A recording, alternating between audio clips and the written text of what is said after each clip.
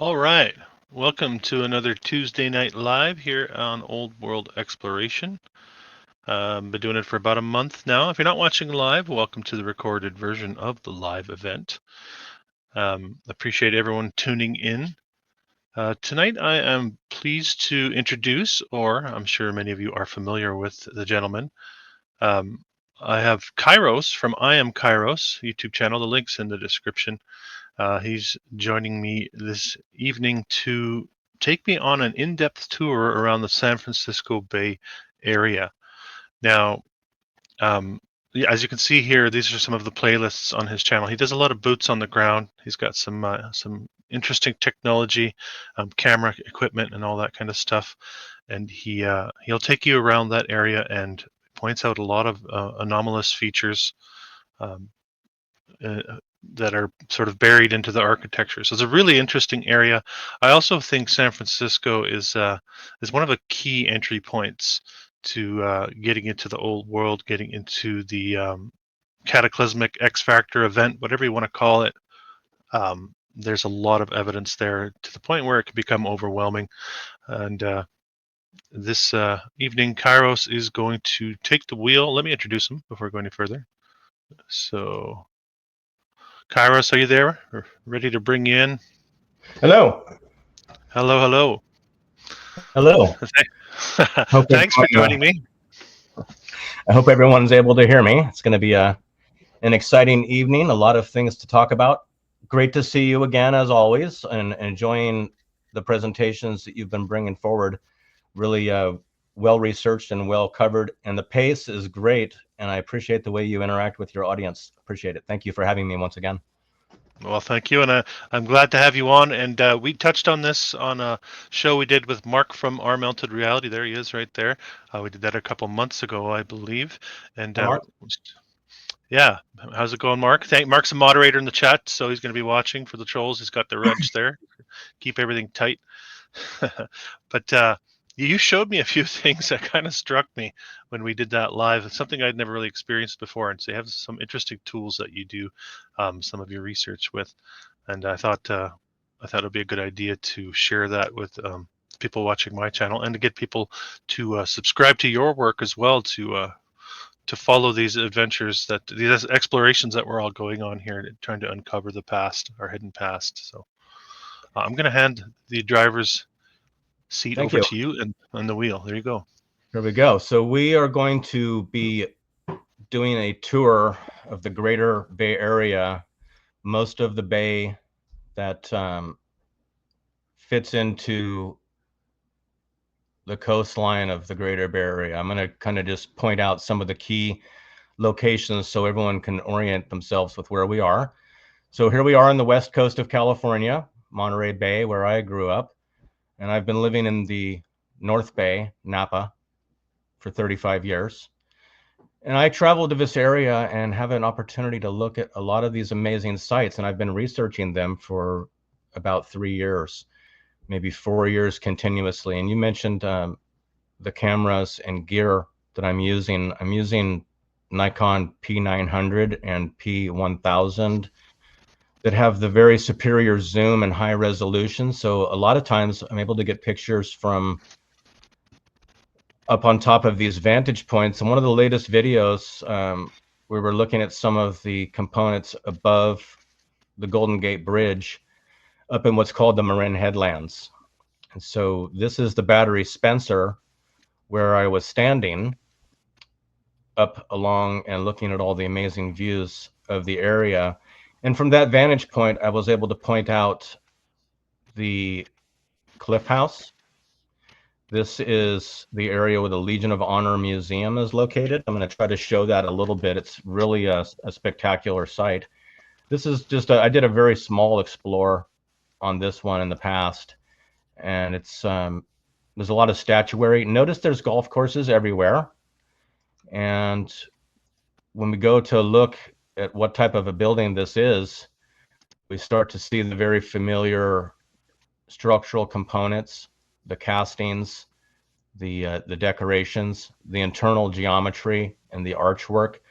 And then we start to, we realize there's wild stories, narratives So this was supposedly a replica of another building like it that was in France, and these entrepreneurs had to have one.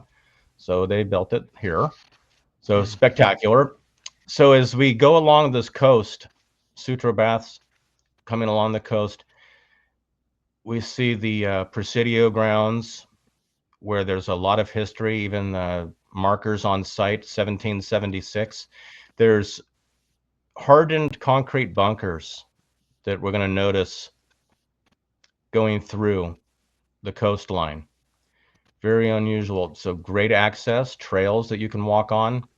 All these batteries are here. I'm going to see if I can take off the markers, take off the labels. So we have these World War II, World War I, and Civil War era bunkers that can be found throughout the entire coastline. And so when you're using the Google tool, it's great because a lot of tourists have been here, and typically when you want to use the image tool, which isn't showing up for me, why not? But you can typically click down in here somewhere. Let's see what that's about. I'm going to let it go for now. So you're able to get down in here and see close up all of the bunkers. So this is the toll plaza as you would enter the Golden Gate Bridge to go north to Marin County. And you'll see that this area has all kinds of build out. And from this view, I'm going to twist it around so you can see the elevation. And these are buried brick fortresses. They go underneath the hills, and you can walk inside. There's all kinds of components that are hidden underneath these bluffs. This is Fort Point that we're going to touch on later. So left standing underneath the Golden Gate Bridge, we're going to be talking about the seawall. This is something that I've never really heard anyone else discuss at length. I've walked on it and looked at it many times. We're going to touch on some of the, it's megalithic, it's polygonal, they're granite, and many of the stones are approximately 6,500 pounds, so extremely heavy. So if there's a trail, you can walk down from the area, and if you look carefully, you will see brick structures emerging that are mainly covered. And let's see if we can get down in here. It seems like there was something down here that had caught my eye once before. See if so when you use the Google tool, never be afraid to go back in time and see what might emerge out of the. You just fall out of your chair. That would be the dogs and the cats again. I'll try to mute that. Sorry. So this is very fascinating. So I'm at 2013 date, and you can see that there's a very large brick construction coming out of the side of the mountain. And then you go to today's date, all grown over. Nobody was the wiser. So that's something to look carefully as we're considering these sites. Those of you that would like to explore these later, use that feature that allows you to go back in time. You'll find some hidden gems. So let's look more at this area. Of course, the Golden Gate Bridge. This is all the Marin headlands. This is Fort Baker, and we're going to be examining not only the location, so relatively difficult to get to. This Battery Cavallo is said to have been built in 1874, and it's probably the least known fortress in the Bay Area, and it could very well be the largest. This is what we're looking at. So I'm going to take, and I'm going to go to Google's basic terrain feature just to expose what's here. I'm going to turn off those. I don't think I can turn off the labels right now, but you notice there's a shape here. And I'm going to go to my Cal Topo tool. This is the same location. So this is caltopo.com. And it is a very good tool for mapping. So we're in the same location, and it's still nothing really interesting to be seen. I'm going to change the setting to a relief shading, which is like a LiDAR. It's like a baby LiDAR. So you can see the shape of the land now, and that is clearly a geometric structure that has the shape of what kind of looks like a phoenix or a firebird. If you've seen the Pontiac Trans Am or Firebird logo on the hood of the car. Sure, yeah. Kind of looks like that. But this, the size. So from tip to tip, that's 1,000 feet long. And it's brick structure. From the air, you can see the entry points. It's all blocked off, and everything is fenced up and overgrown. So you notice when I go back to the imagery, doesn't look like anything. So you've got these public available trails. You can explore these bunkers. You can walk around, and this is all elevated and all by itself. And you can look through this hole in the fence, and you can actually see some of the brickwork. So there are notable brick walls and portals. The Google Map tool is very good for showing that. Can I just ask, Kairos, what's the narrative on this structure? Is there a narrative? There is. Okay. So this is part of what is considered the third system of fortresses that were most well known on the East Coast, Fort Jefferson being one of them, Fort Pickens, many of the other fortresses with the barrel vaulted brick construction, extreme construction, artillery and gun mounts in place, typically said to have been built in very quick time periods, no records of construction or purchasing of materials, and typically either abandoned, never used, never outfitted. And that's what this is. So this is, like I'd mentioned, it's approximately 1,000 feet from tip of the earthwork. So here's 920. I was looking at the tool that was showing the elevations, and from this tip all along this front edge, going along this entire edge, coming to this corner, seems to have less than a 1 foot variance of level. So this was a very carefully constructed wall. And so this is, again, part of the third system of forts. And no one knows or talks about this fortress. It's so much larger than Alcatraz. So when you look at the Citadel here, this is the main footprint of the prison and the lower brick Citadel. So only 300 feet from tip to tip. So this is considered a third system of fortress. Civil War era. I wanted to share with you, I just finished my most recent video on Portland, Maine, and I found a whole bunch of second and third system forts off the coast of Portland, Maine, and made out of granite, no less. Oh, big, yeah. massive granite blocks. I thought you might find that interesting. I do, and there's a significant amount of granite in all of these locations. So when you come in here to this side and you're looking, this is a huge granite pediment. It may come into focus. It may have. Alcatraz has a huge amount of street view options. Let's see if we maybe we're underground. So here's the that's all granite. All these are very, that's a machined cut exterior trim, all one piece of granite.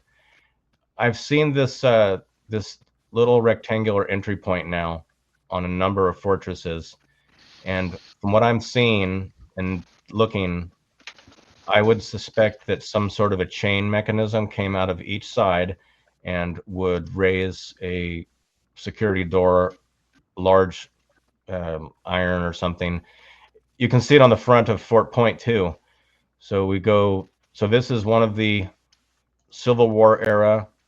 First, it was built as an amazing fortress, and the entire island is essentially constructed. So these are all brick walls. This is all brickwork. Huge structures made extensively of brick.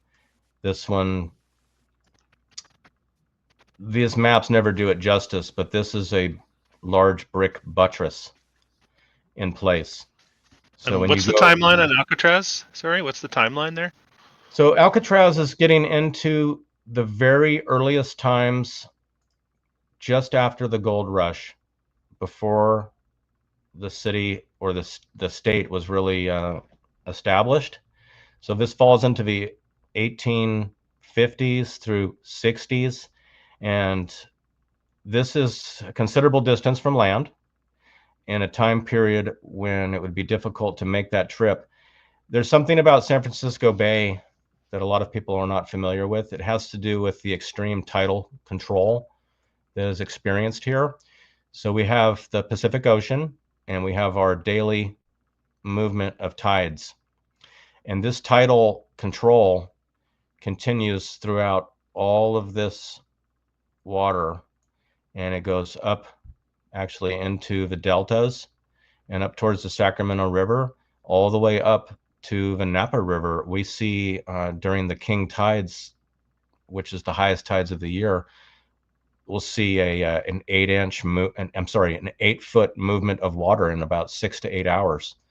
So all of this water, if you can imagine the total volume of the surface of all of this water, if it's under tidal control, needs to go out of here. So it's always rushing one way or the other. And you can see it's several hundred feet through here. It's solid bedrock under there. There's zero sediment. This is just, like I say, it washes out at an extreme rate.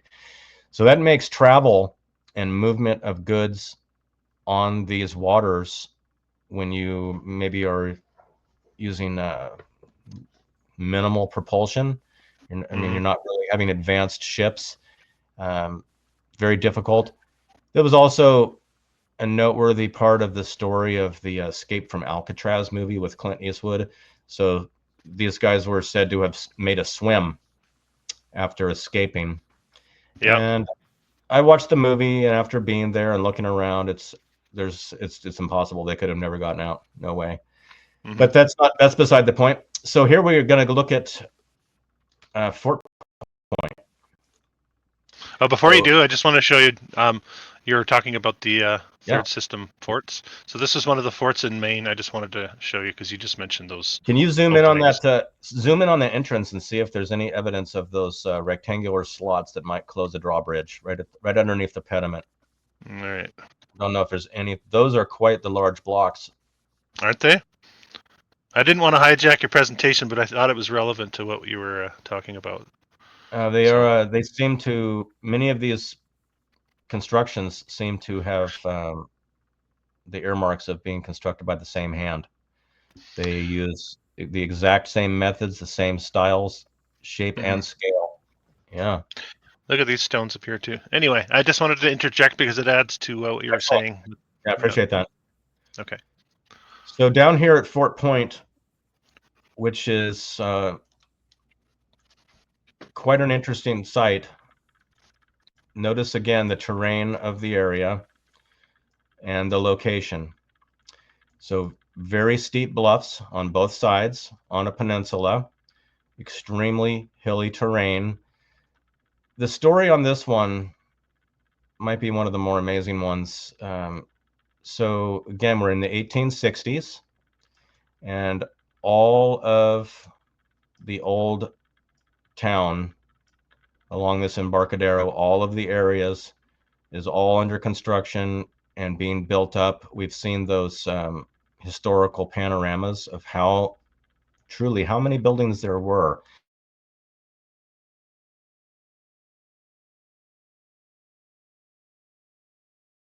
So at the same, this one, gold miners. So these inexperienced miners are building something like this. So we have, again, a third system of fortress. These are all large granite blocks, top to bottom, with these interesting design components. You can see that they've chosen to use one of the very strongest of the brick bonds. So for those that are not familiar with the brick bond, most of the decorative walls you see, it would just be a brick on top of a brick and a brick and a brick back and forth. But here we see the end cap of the brick, which means that the other half of the brick has gone into the wall. So each course is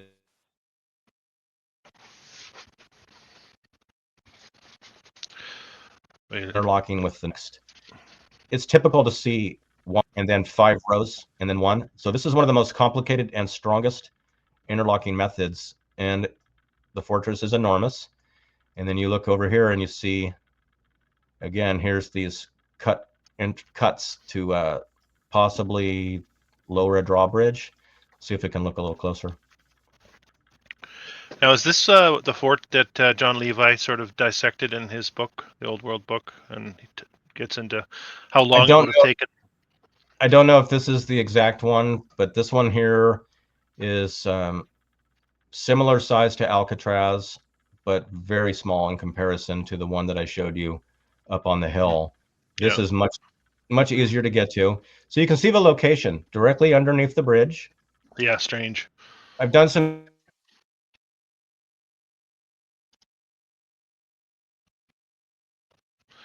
exploring and shown that there's a lot of suspicious mixy bricks in the wall.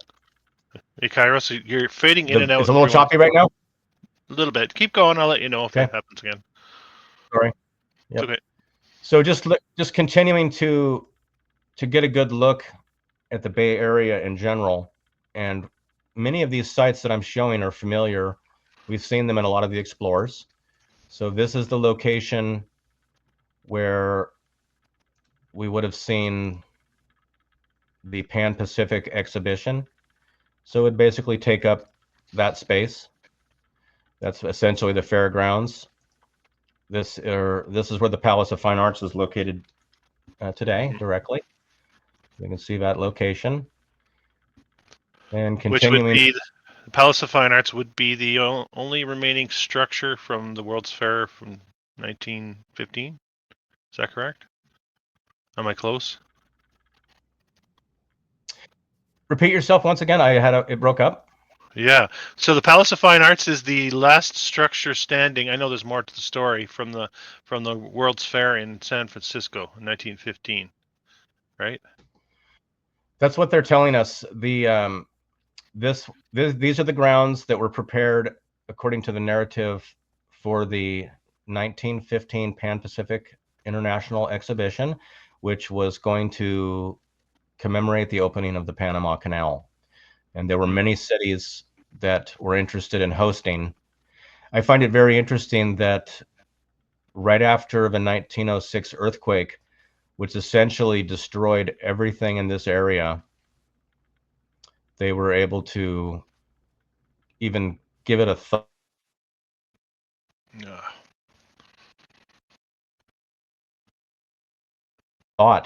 that they had to have spare time for a. So this was constructed. Everything was immediately torn down with the exception of the Palace of Fine Arts, and a tremendous amount of infrastructure in this harbor and along this Marina Green area, and going up into another fortress, Fort Mason. You can look around the area and get an idea of how complicated the infrastructure must have been. This is a railroad tunnel. Oh yeah. It goes It goes right under. So this railroad used to come down this Marina Boulevard and service some of the areas over by Fort Point. But then you notice this geometry here. You start to see these slope angles, the shapes. These are They're messing with Kairos. very complicated. Walls to them have been rendered difficult to tell. Original construction. They're on me again. Yeah, keep going though. We'll make it work. So you notice here is a portal for the railroad tunnel. And then you come around to the other side, and there it is. And this takes up some very steep terrain again as we start to examine more of San Francisco, coming along Fisherman's Wharf. And then here's the Ferry Building and Market Street, which we've seen quite a bit of. Oh yeah, that's the famous one at the end of the footage from 1906. Is that correct? The Ferry Building? That is correct. So here is trying to line it up with Market Street for you. Yeah. So the Ferry Building's here, and Market Street runs right up the middle. So when they show the newsreel footage from trip down Market Street before and after the earthquake, it's said to have traveled through this route and coming to the actual Ferry Building itself. And I have a picture of the plaque, as you may see it today, on the front of the building that shows the build date, the said build date, and we'll notice the font is a little different, looks to have been changed. So this is a fascinating building for a number of reasons. First of all, it's massive. It's made of granite and masonry. See if I can get down to a little street view down here. Let everyone have a look at it. For anybody joining or just joining, I just want to let you know we're with Kairos from I Am Kairos channel, and we're doing an in-depth investigation into the San Francisco area where Kairos is from. Just wanted to throw that in there. Very good, thank you. So what we'll notice right now in modern times is this building has been given some sort of a thin layer of facade over the original masonry. It's all a smooth, one type of a tone finish. But down here at the bottom, these are solid granite. These are massive granite pieces, and ground level is lower than what is shown here. This is the commemorative plaque. So we see the 1896 designation. So I have a much better picture. Even in this picture, you can see that the 1 is a lesser font. It's the width and the depth of the number 1 are. Just a quick question here, Kairos, so not to interrupt, but somebody's asking, is this the location of the 1894 Expo? I believe it's not.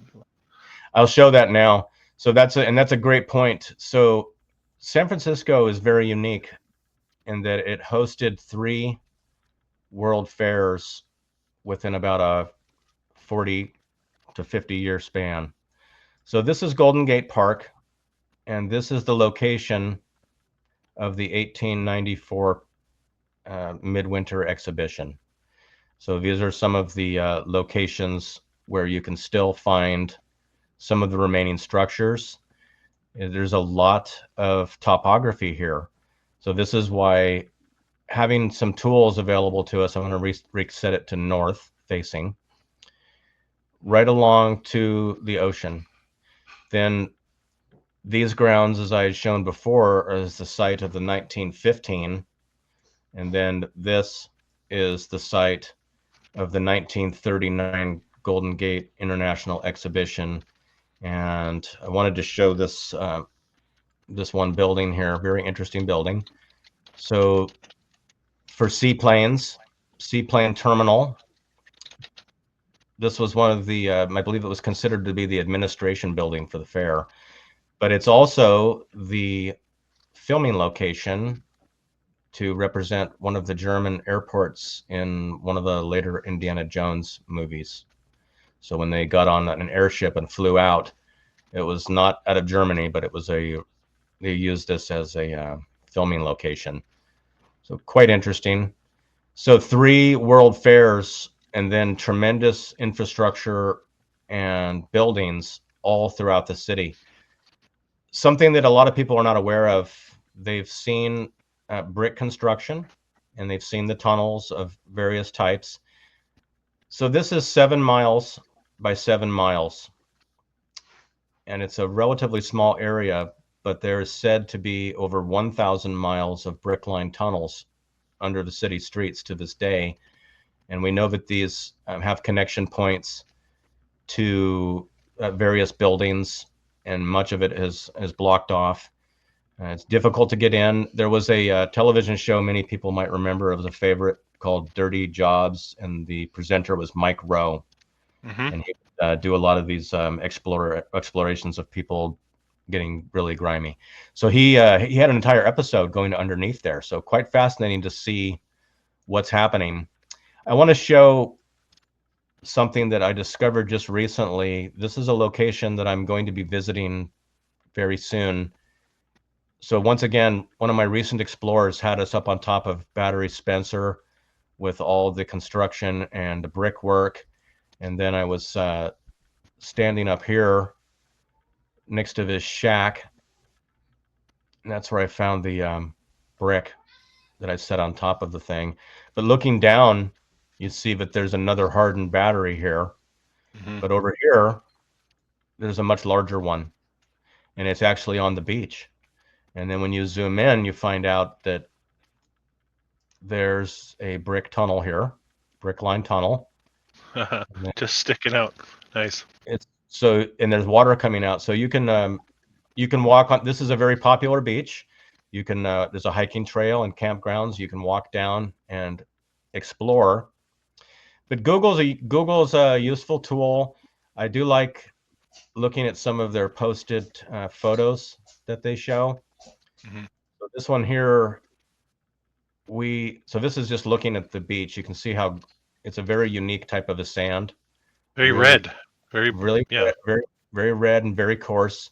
But they have people that have visited can look and see what's involved, what type of an installation, the condition of the concrete. We'll see a lot of cracking, a lot of added railings that were not part of the original structure. These are for tourists.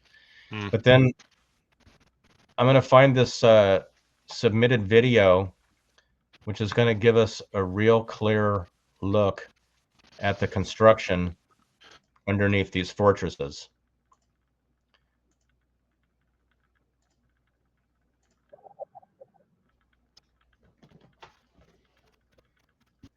So here we're seeing that this goes underneath the mountain and comes out, and it's in very, very degraded shape. And then it's right at the coastline. So I plan on going here real soon and looking underneath there. But this whole area, people don't realize the number of installations. Everywhere you look, there's openings, extreme hardened gun mounts. Many of them will be said to have never been outfitted. No practice shots were used here. So they had a tremendous number of installations, including some of the more notorious. If I can find it, you can tour one of the nuclear missile silos. I'm trying to find it here. It's real close by. So here it is.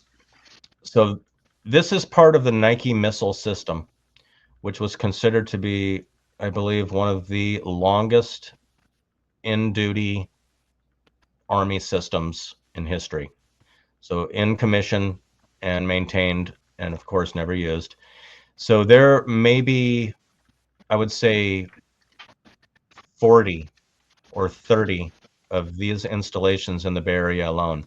Most of them are covered up, welded shut, and impossible to go inside. This one is unique. It's open the first Saturday of the month. Every One month. day a month? 1 day a month. So Oh, you that's can generous. you get to come in you can come in, you can park. They'll take you underground. They will raise the missile launcher and put it into an elevated position to show you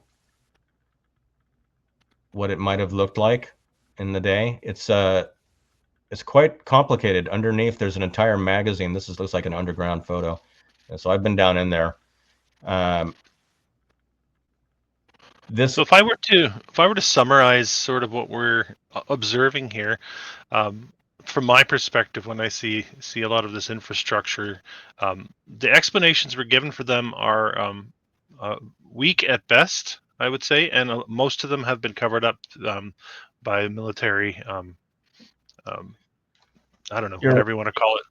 So you're correct. So this entire hillside, almost all of it. So you can see, if you look, you'll see there's more structures poking out, even just in their regular photos. So I wanted to just touch on this base real briefly. So these are metal doors that open outward, and then a missile launcher comes up out of the ground on an elevator, and they have more than one. And and then down below, they would lower the elevator and rack another missile. And I talked to the tour guide, and he told me a number of things that were amazing. So this is underground. So they have them on these rails, and they slide them across. The purpose of this base was not to unleash an offensive attack. This was strictly defensive. So by using their radar tracking and equipment on the rocket, the purpose was, and these were nuclear tipped, according to them, and the purpose was, if there was an incoming attack, either by bomber or by ICBM missile, it just has to go blow up close by. It's going to be an airburst, and it's going to probably cause a lot of local problems. This is where the tour guide had told me some things. So essentially, they never tested it here because they said it was too loud. So it's on the decibel levels.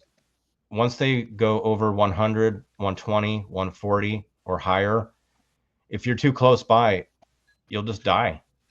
It's so loud, you'll die. So they could only launch the missiles when everyone was underground, and they went supersonic in the length of the launch pad. So the time this could get off the pad, it's breaking the speed of sound and able to travel relatively long distances in a very quick period of time. So the entire Bay Area, many don't realize, we're surrounded by these sites. This is the only one you can really tour. So down here, you'll see there's more installations. There's some notorious lighthouses with Fresnel lenses. Out here, these are the Farallon Islands that I reference on occasion. So you can see the distance from shore. And there's not a lot known about them. It's difficult to research. It's illegal to go there. It's a protected area. Some of the deepest waters in the world are just off this shelf. And the research suggests, I believe this is, I guess, considered common knowledge for those researching, this was a favorite location to dump toxic waste by the military over many decades. So according to them, there's just a ridiculous amount of leaking drums and vaults and ships and whatever else that they want to put out there. So that's the dumping grounds. So I wanted to start to focus in on, once again. Do you believe that? Do you believe that story? Do you think they used it as a dumping ground? Or do you think that's a way to keep people away from it?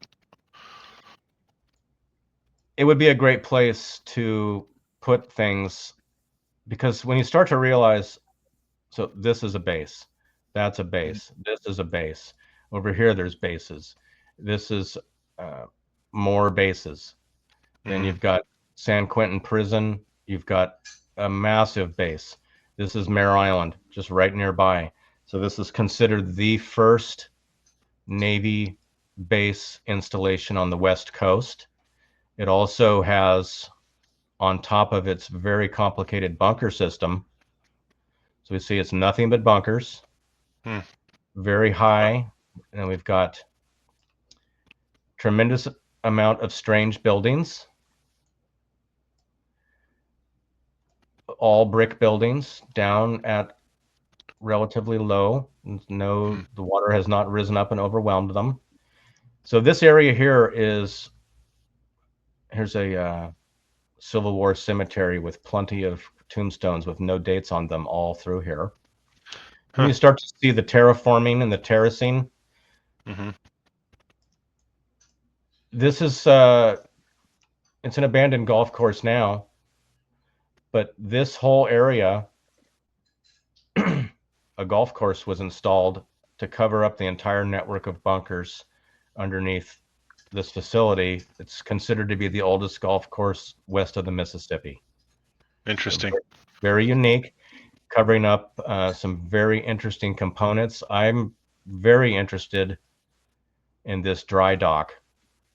This is from one of my very earliest explorations on the channel. So we're looking at a granite dry dock that's built in the 1850s, 60s.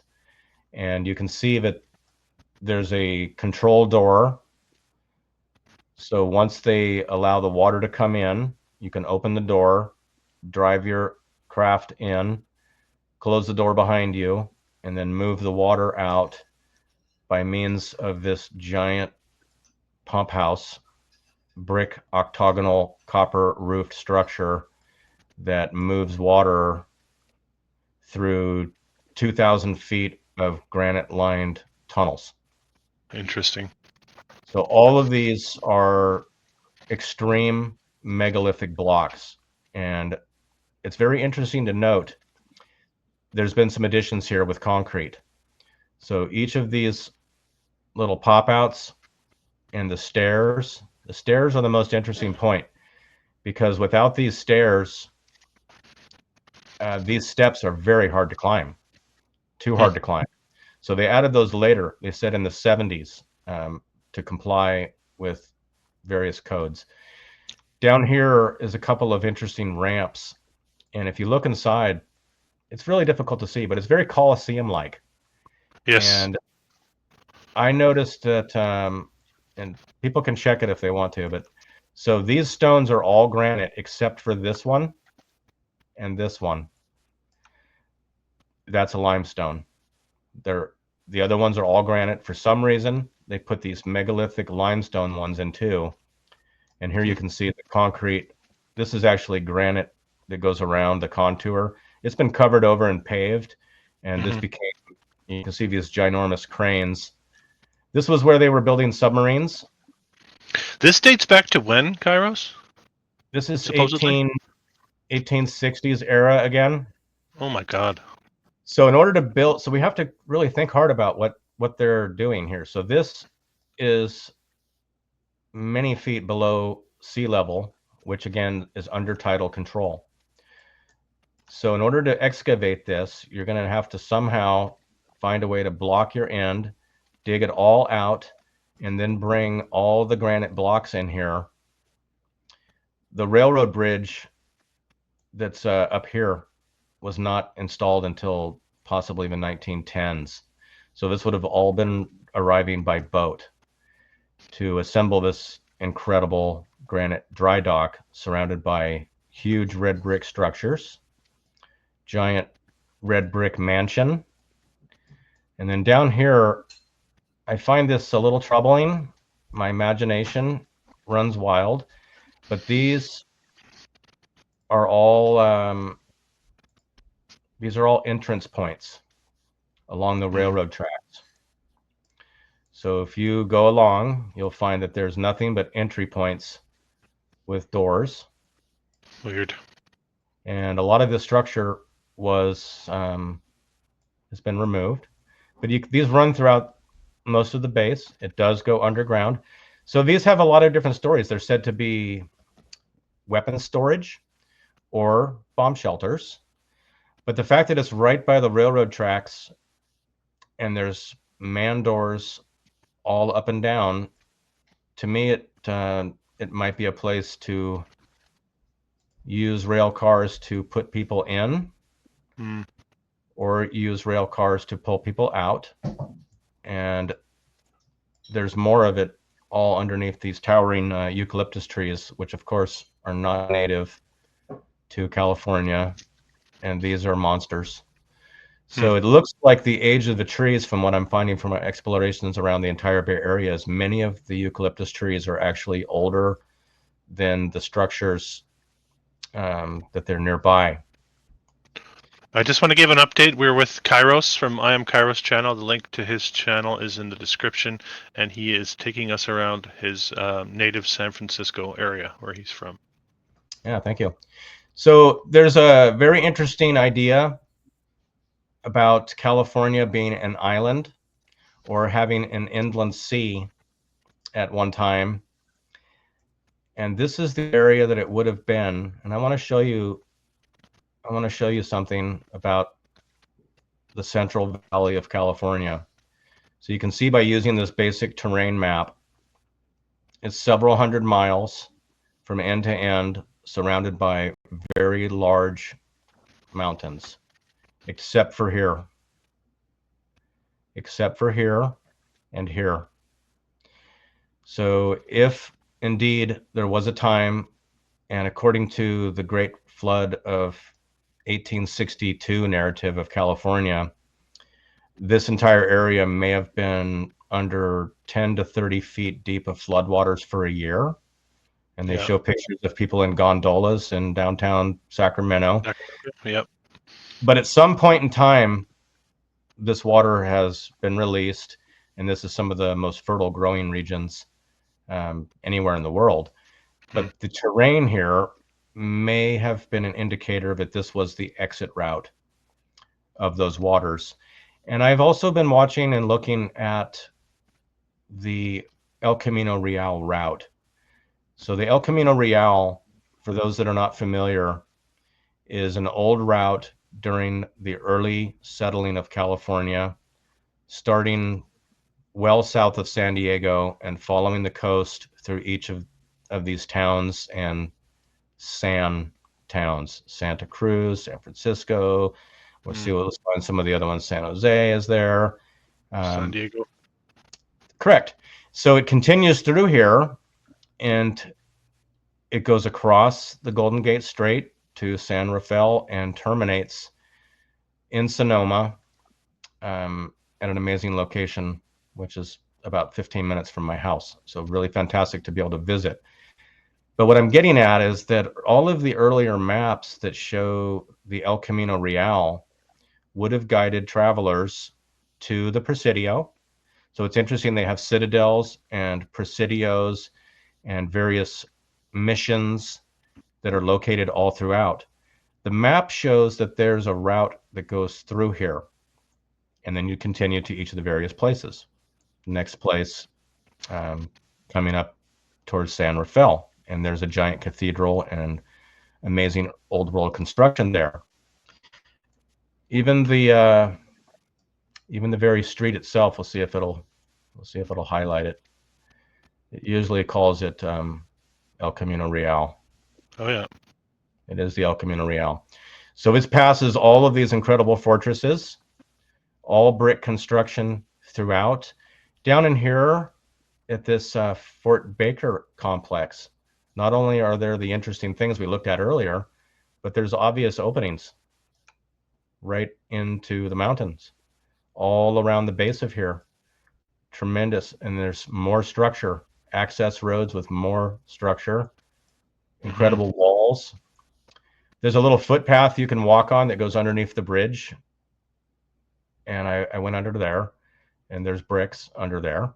So amazing. The interesting thing, we mentioned bricks a lot, and I had a little short chat with that GPT robot last night. And I just asked it a very direct question, sort of interesting one. What's the most common man-made material with the least amount of information about it? The least amount of knowledge. So, and if it was the number one was bricks, it was bricks. Because there's almost everything is built from them, and there's very little information about where they came from or who made them, how they were made, how they were transported. Over here at Sutro Baths, because I'm kind of gonna bounce around, and then we're gonna look at some pictures, but I want to just touch on this while I'm thinking about it. Is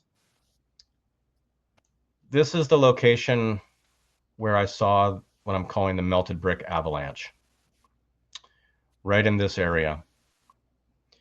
And the pictures of this rendering is not fantastic. 1049 Point Lobos Avenue will get you right to the section if you'd like to look at it. But there's T-car stamped bricks in this very location. If you want to show my picture full screen, I'm going to show you one. So let's see if we can Oh, your picture. Please. Hold on. My person. Oh.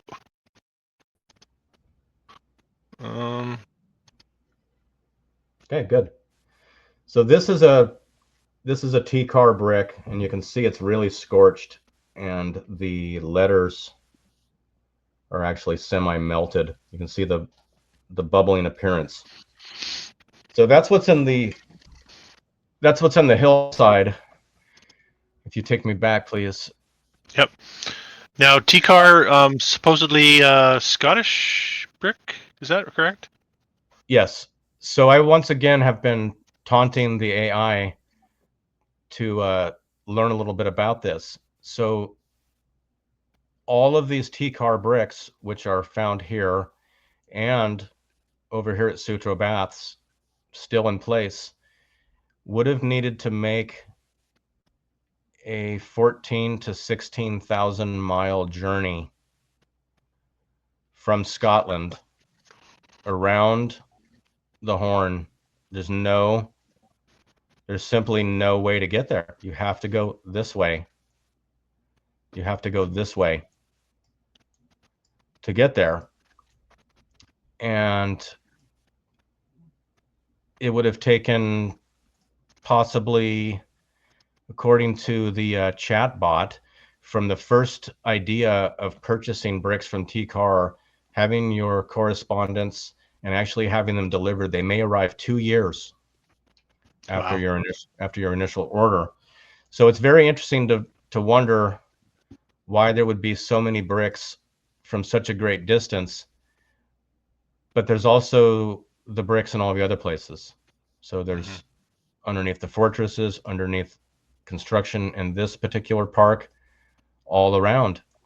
So really a special place to be able to explore. There's no shortages of places to go. I do want to find myself on this treasure island again.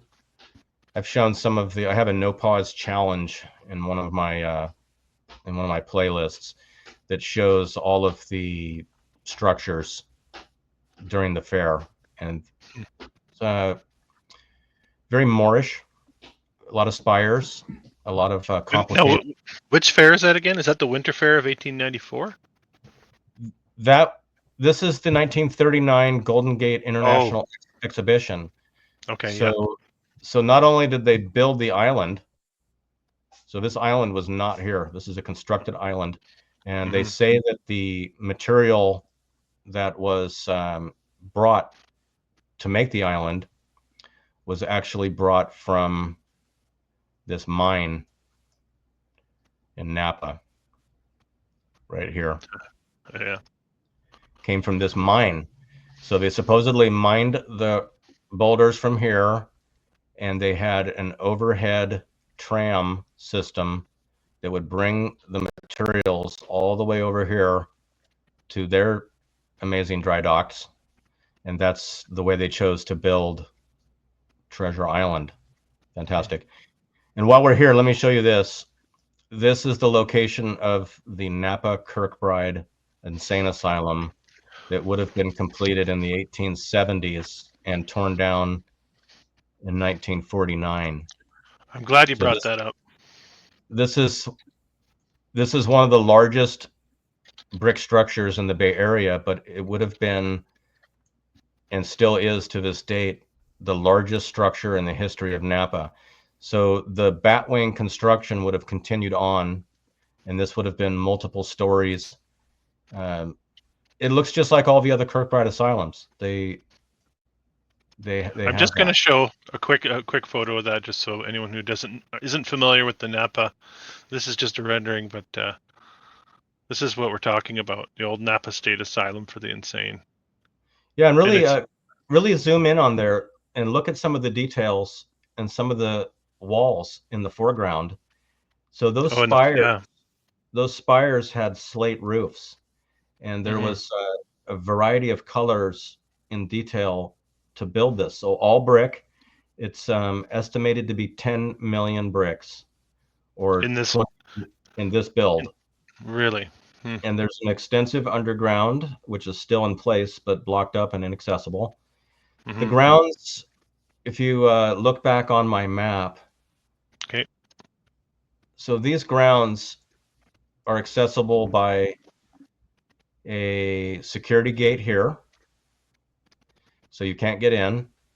These are all brick structures surrounding the entire property. They're everywhere and they're amazing. And you're not allowed to go in, but I might be able to swing it. But here's the this is the size of the plot. So I had mentioned that it's 20,000 pallets of bricks. So right over here is Napa's Home Depot. So I was in there and I asked the manager, how many pallets can you hold in here of everything? So every single pallet bay in the entire store, how many can you hold? Maybe we'd throw that into the chat for a quick couple guesses. So we've got Home Depot has nothing but bricks on pallets. How many are in there? Single level. There's no forklifts back then, right? No, we're gonna use today's Home Depot with all of its intricate racking systems and forklifting, all the different storage, a complete warehouse. So we're gonna take out all of the bird feed and the ornaments and the electrical and the pipes and all the lumber, and we're gonna replace everything with bricks. We got 14,000. We got 500, 6,900. Well, so 50. Adventurous Gnome is my adventurous friend and the one that runs my camera in the background. So that's the correct answer. It's 14,000 pallets will fit. And this building requires 20,000.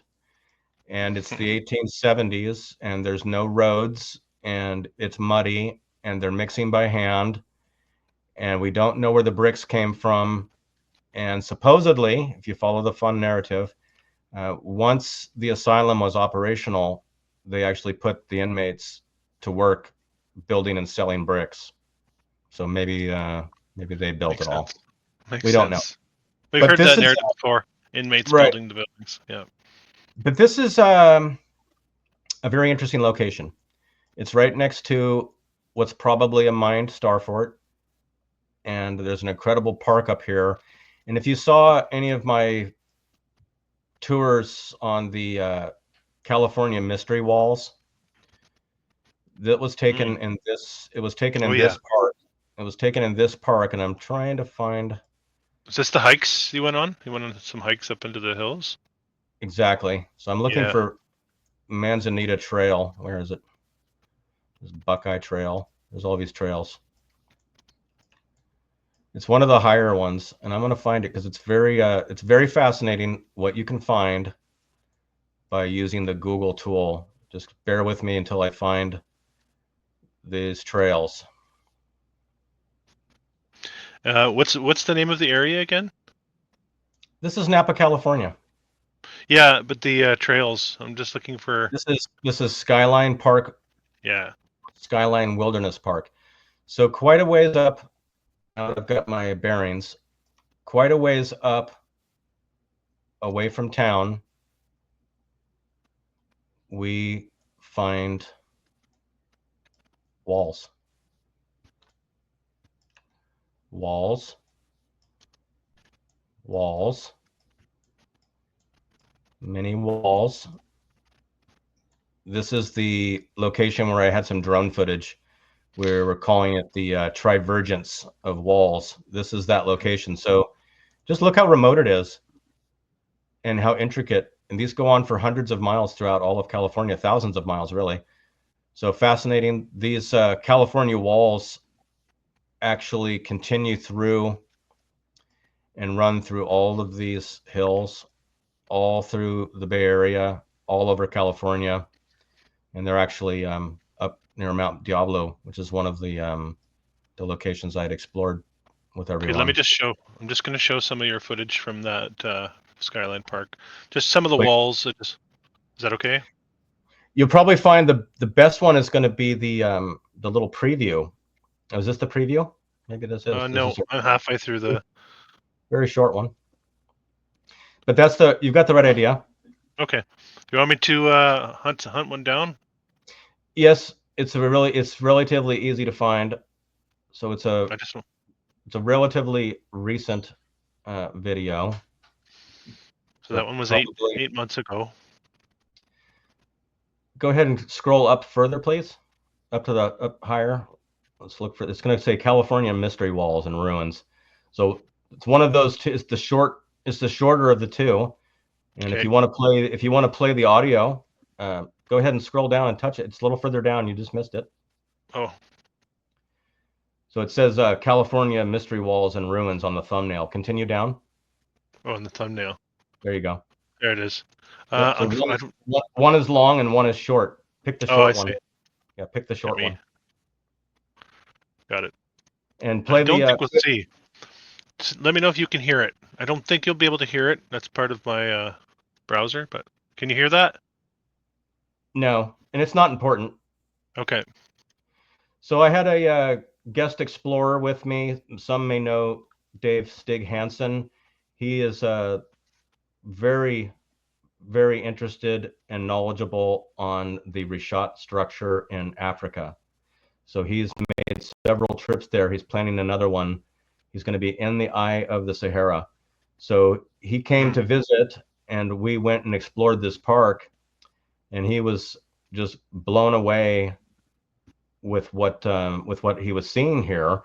And I kept I told him we were going to get to some Petra-esque ruins, and these are them.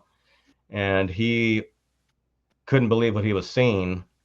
We're looking down on rock-cut ruins. Wow. The rock-cut ruins. Absolutely amazing. Yeah, and so so that was just a little teaser for that. Yeah, check that out. If you haven't checked out Kairos' work, you got to get over there. He does amazing boots on the ground. And that's just a taste. Just a taste. Yeah, thank you. Well, I want to do a little more topography. I'd like to introduce people to a very useful tool.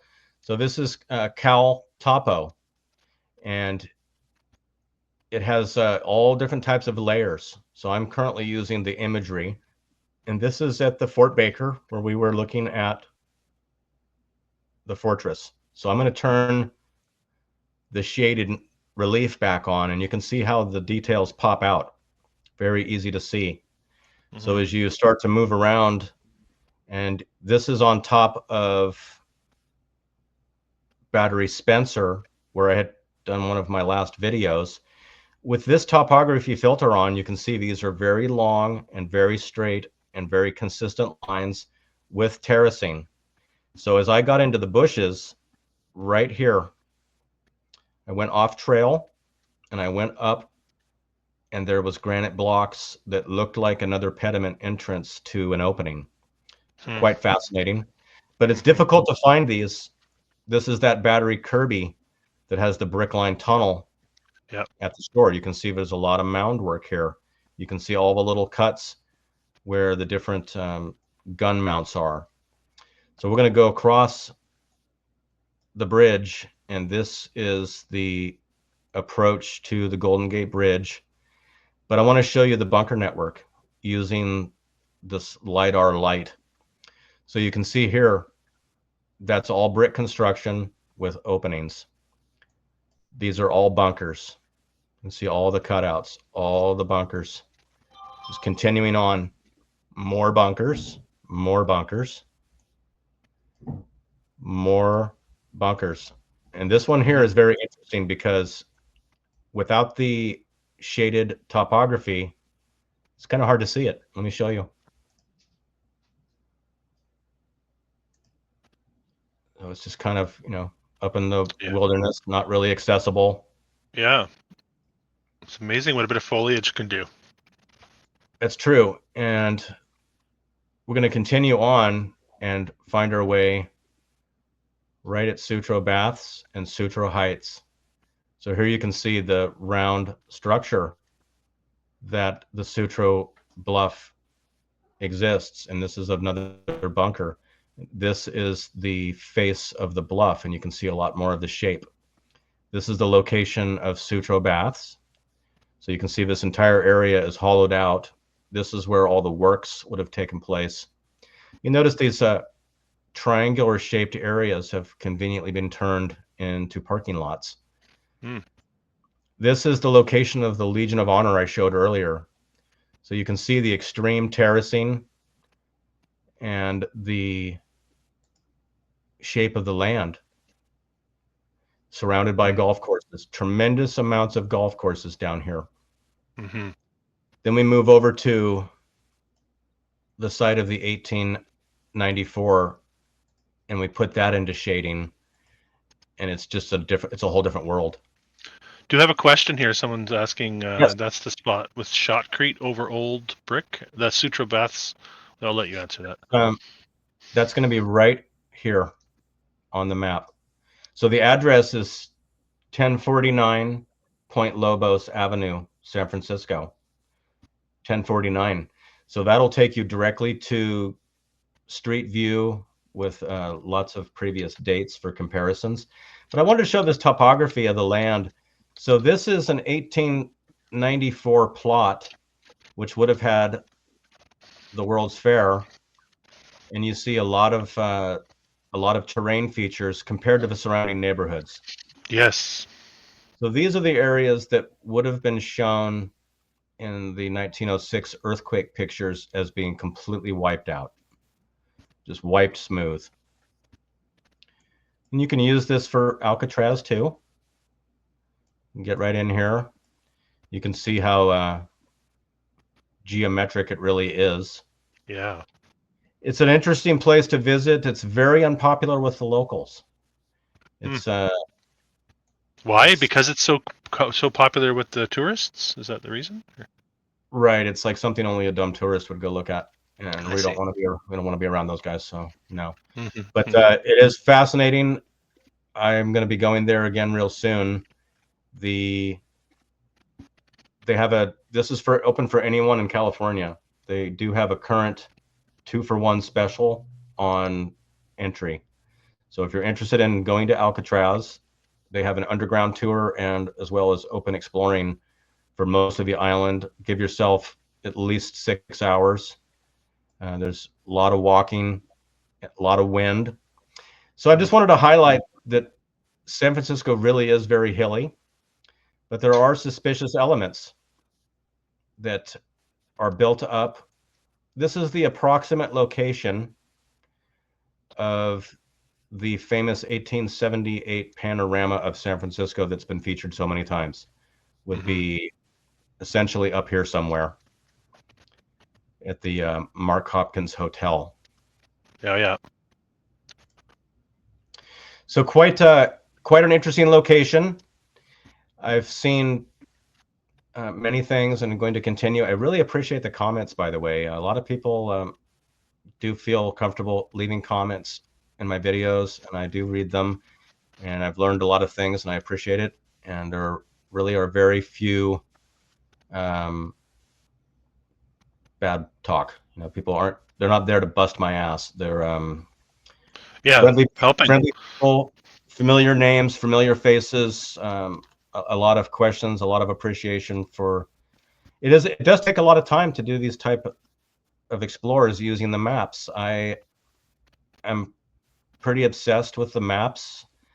I've been looking at them ever since. That was one of the very first things that caught my eye when the internet was available to us, was using the Google Map feature. I must have well over 1,000 hours. I mean, it's 20 years, and I do it all the time. Got a question here just before Please. you move on. They're just asking, can we have a link to the Topo app you're using? Do you have that available? You can put that in the chat. So it's on the top of the screen in the window. It's caltopo.com. Yeah. I don't have a link. I don't have the direct. It's a free app that has upgraded features if you want to spend a little bit. One of the things that's absolutely fascinating with this feature, and I'll see if I can demonstrate it right now. This might be my favorite part of all of CalTopo. So we're going to come right back into Napa, and we're going to get right back to the Asylum. If I can find it.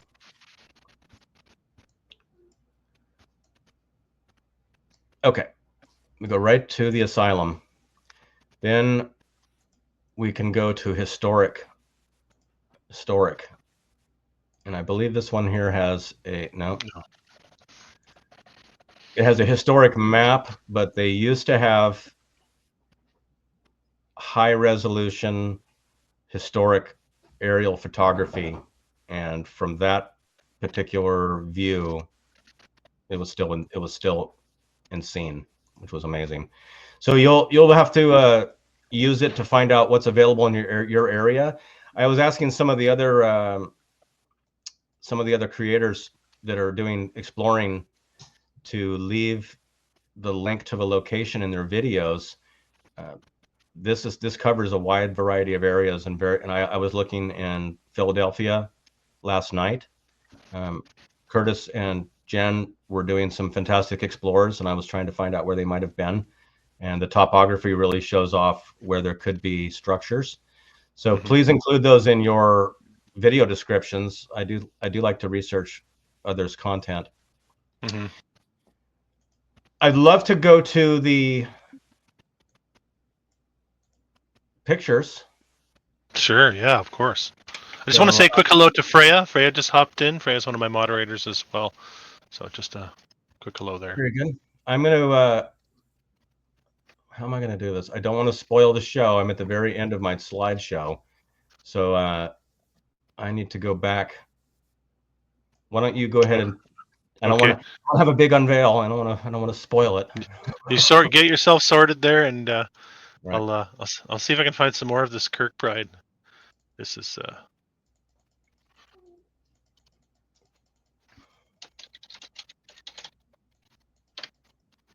and I did a San Francisco video a while back now, and the architecture just blew me away. The stuff that's been demolished, the stuff that didn't make it through the earthquake. It was the earthquake, and it was a subsequent fire. A lot of people don't know that. And then the way that they fought the fires, of course, the fire breaks and all the same old stories. And San Francisco is a narrative backbreaker, and I said that in the beginning of the show here tonight. But I mean, Napa Valley as well. So you have that picture on the screen, and that's a very good one of the best. The one that you had before was a architectural drawing, may or may not have been drawn after it was built or not. We don't know, but that's what I have on my desktop. I know that picture. And so let me tell you a little bit about what was happening in 1875 Napa. So the population for the entire county was less than 10,000. The terrain is pretty rugged. There's the river, which makes it difficult to travel. There are very few bridges in that time, even though Napa is now known to have the most stone constructed bridges west of the Mississippi of any county. So over 400 or over 400, really? Over 400 bridges were here. The largest one of all is underneath the local reservoir called Lake Berryessa. And when they built that, when they built the reservoir, the town of Monticello was inundated, and the 5-arch bridge is under the waters to this day. Wow. So quite amazing. I'm ready for the slideshow and a little more discussion. Okay, let's jump back over to yours. So this is a very nice aerial photographer's rendition recently of local San Francisco Peninsula. So you can see the top portion of Golden Gate Park, where the fairgrounds were held.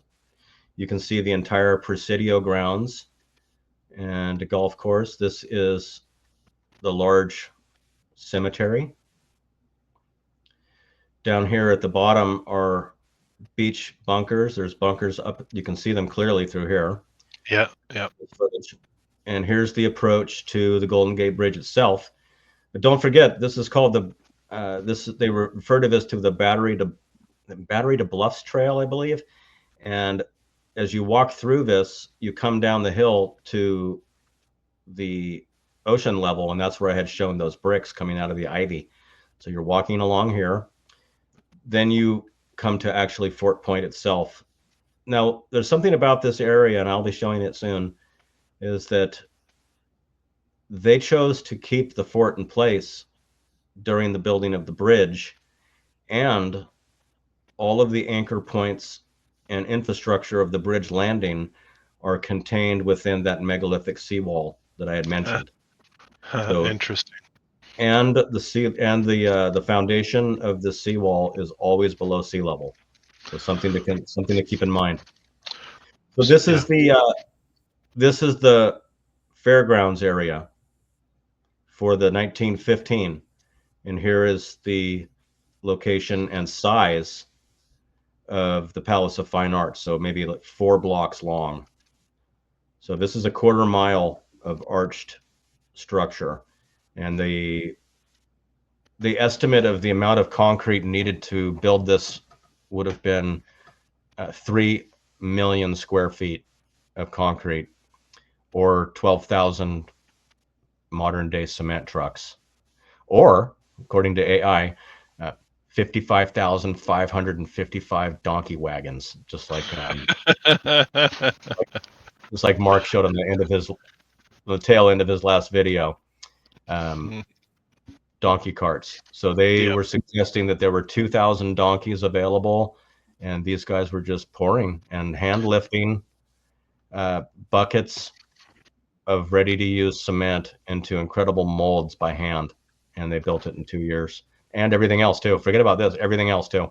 So this shows you, a lot of times maybe we hear about the size of these fairs and we see amazing photos, and they're usually taken from the vantage point of across the pond or nearby, maybe on top of one of the tallest buildings.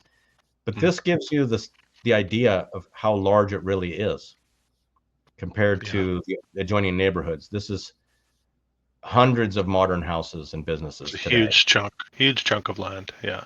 And here's Treasure Island for comparison, 1939. So they built the island, built the entire fair, tore down most everything. The military took it over, and this was all being done at the same time they were building the bridges. You couldn't even get here yet. So when they started, you couldn't get here by bridge. Or this way, neither bridge. And then, of course, here's Alcatraz. And I thought it was interesting, kind of humorous, because we noticed the funny numbers. So when I went to Alcatraz by ferry, there's a dedicated pier. All these piers have numbers. Would you care to guess what number pier I had to leave from to go over here? 33? Yeah, that's right. I didn't know that. Just a guess. You don't have to know. You already just know. You just know. Yep. So Yep. This gives an overview of how enormous and how complicated. So people wonder, well, how could there be 1,000 miles of brickline tunnels? That seems ridiculous. Well, remember, it's 7 miles in both directions, and just start adding 7, 7, 7, 7, 7. Each one of these 7, 7, 7, 7, 7, 7, and you'll find out.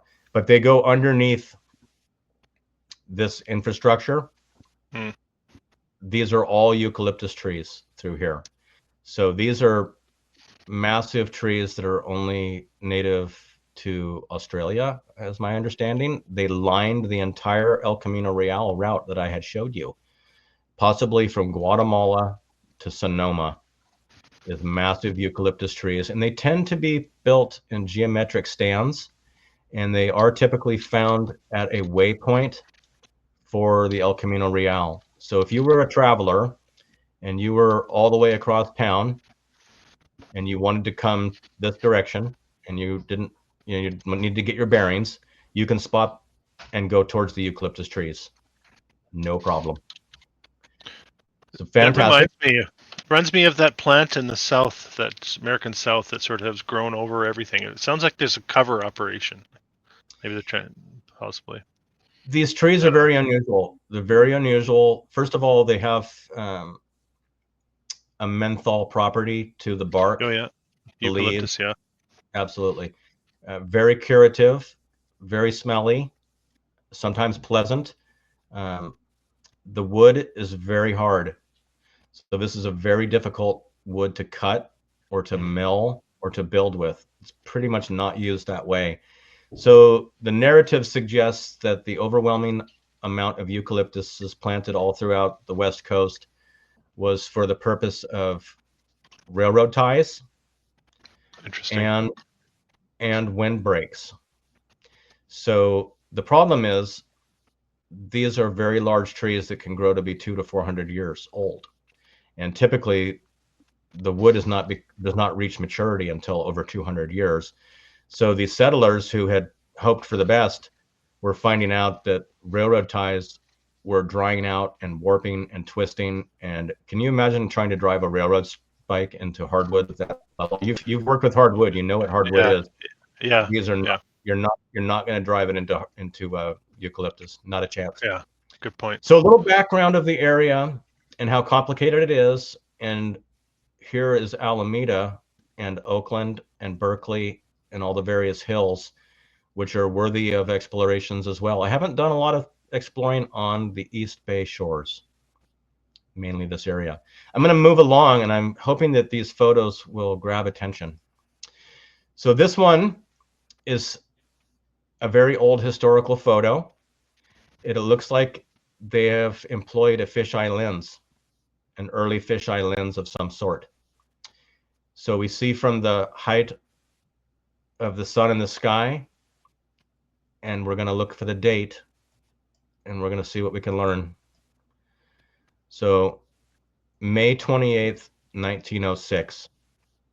So we're in springish time period. Sun is high. The sun is going to set back over here later, so it's probably 4 o'clock in the afternoon. Don't know. But we're going to look at the detail of this once again from an airship 2,000 feet above in 1906. Let's examine the clarity of the photography and the resolution and see what we can learn.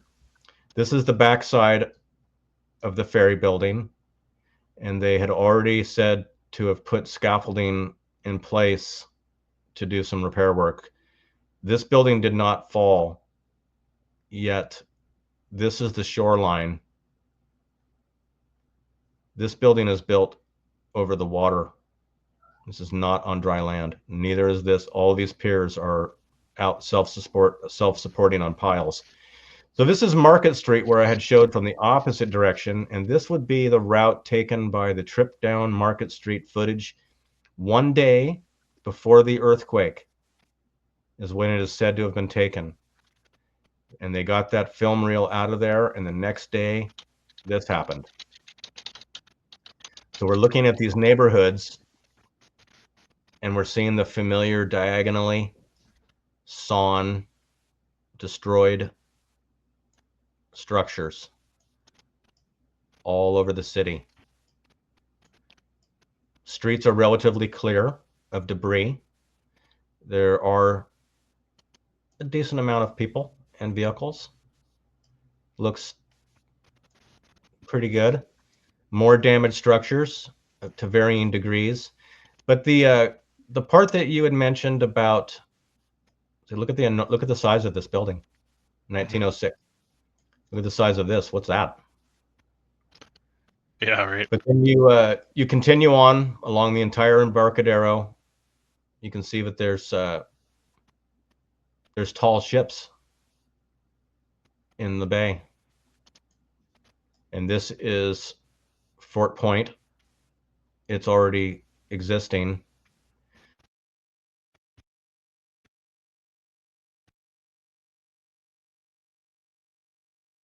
Fill, grade, prepare, compact prior to any construction of hundreds of structures in 635 acres in less than 6 months with donkeys. Do you mind if I just quickly show a couple minutes of the video footage of Market Street? I think you era? should. Yeah, that'd be a nice little break. I'm gonna have a little sip to drink, and I think that'd be a great way to look. Yeah, that's fantastic footage. Watch these guys do loops. So this would be about a month before the photo you were just showing us supposedly was taken. Is that correct? This is the day before the earthquake. Yeah, and the photo you just showed us was said to have been from May of 06? Well, Sorry, I think.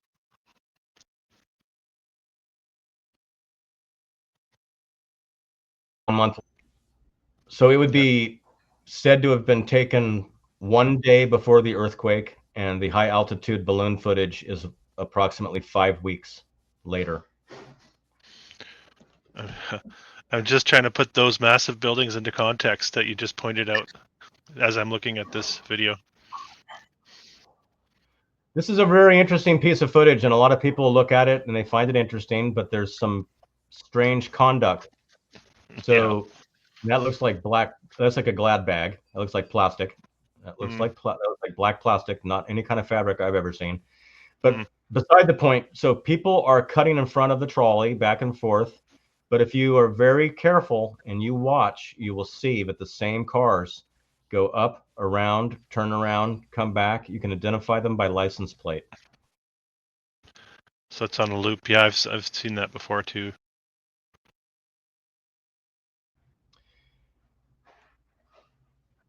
There, I'll go up to when it gets. It's also been suggested that some of the cars. Very good. Some of the cars I'm hearing, it's quite possible, as this is 1906, some of the cars that are shown may not have been built yet. That is something that is based on some research by Martin Liedke had researched that some of these Fords. Yeah, so this is a very. I'm hoping you can catch that still when it comes right in. We're gonna have a look. Can we see that there? But I think that's as close as it's gonna get. So from that point, and you can see that's a perfect place to stop. So notice the streak in the film that produced.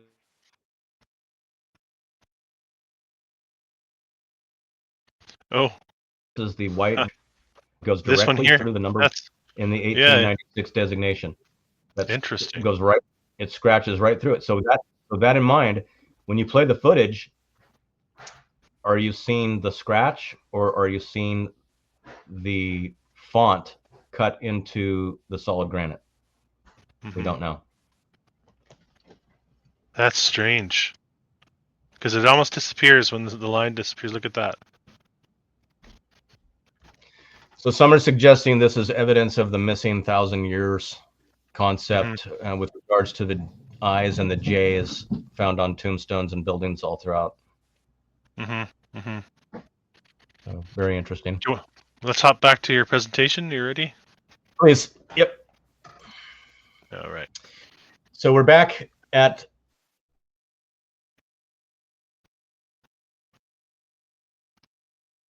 here. I'll close this from a balloon.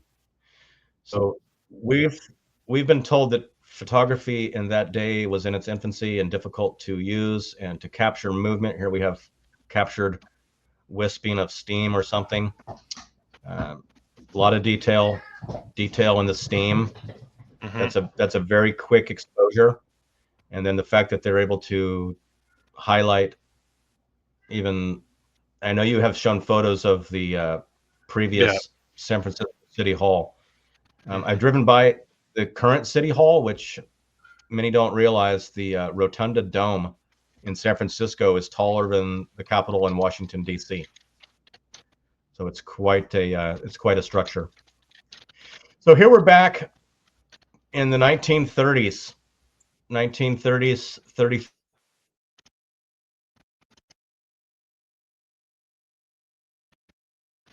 Construction of the Golden Gate Bridge are already missing, Mm-hmm.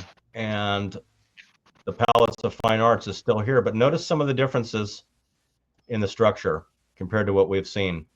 On the end of the arched building, the exhibition hall, are more columns, more vertical columns, more detail, large castellated features on the front and back side. So there was a lot more to the building. I find this one interesting. There's a couple of anomalies in the photo. So here we see the partial tower under construction, leaving a reflection. Over here, nothing. No reflection.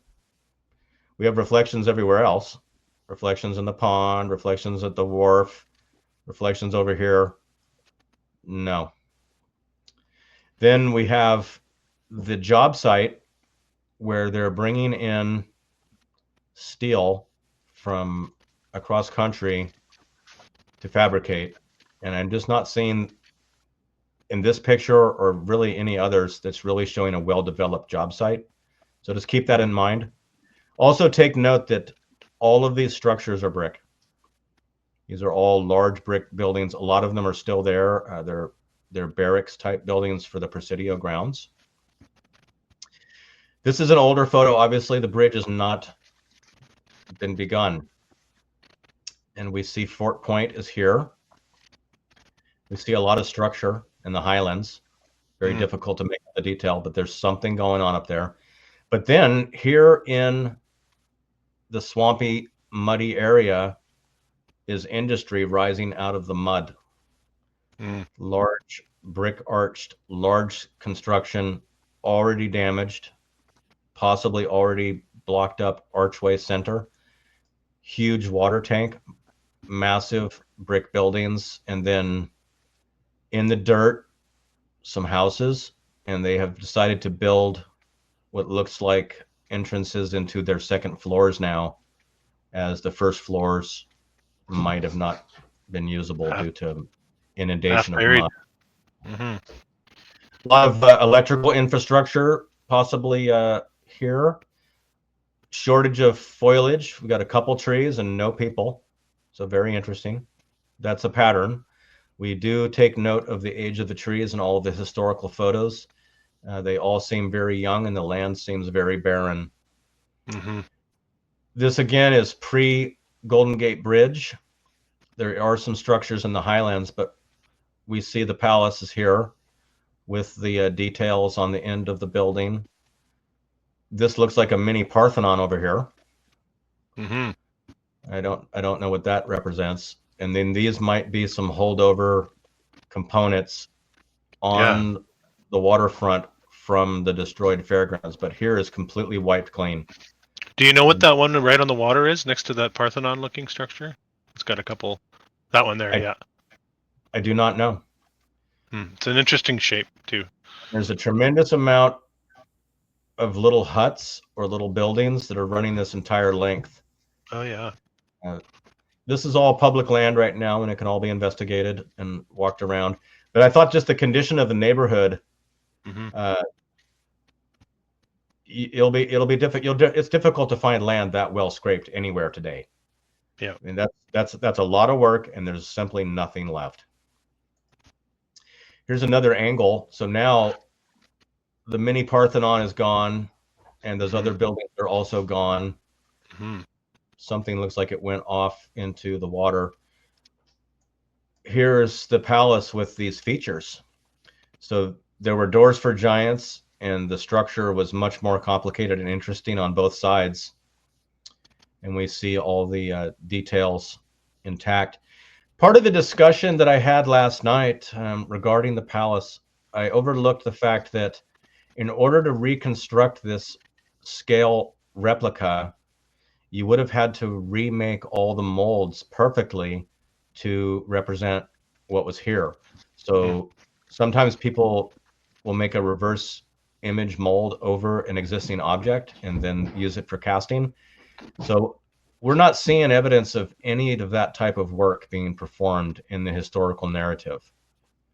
Not at So all. it's just, why don't we give a little bit of historical narrative with the Palace of Fine Arts, if you don't mind, because I they're supposed to have reconstructed it or constructed it, and was it in the 60s? I'll let you do that. You share that.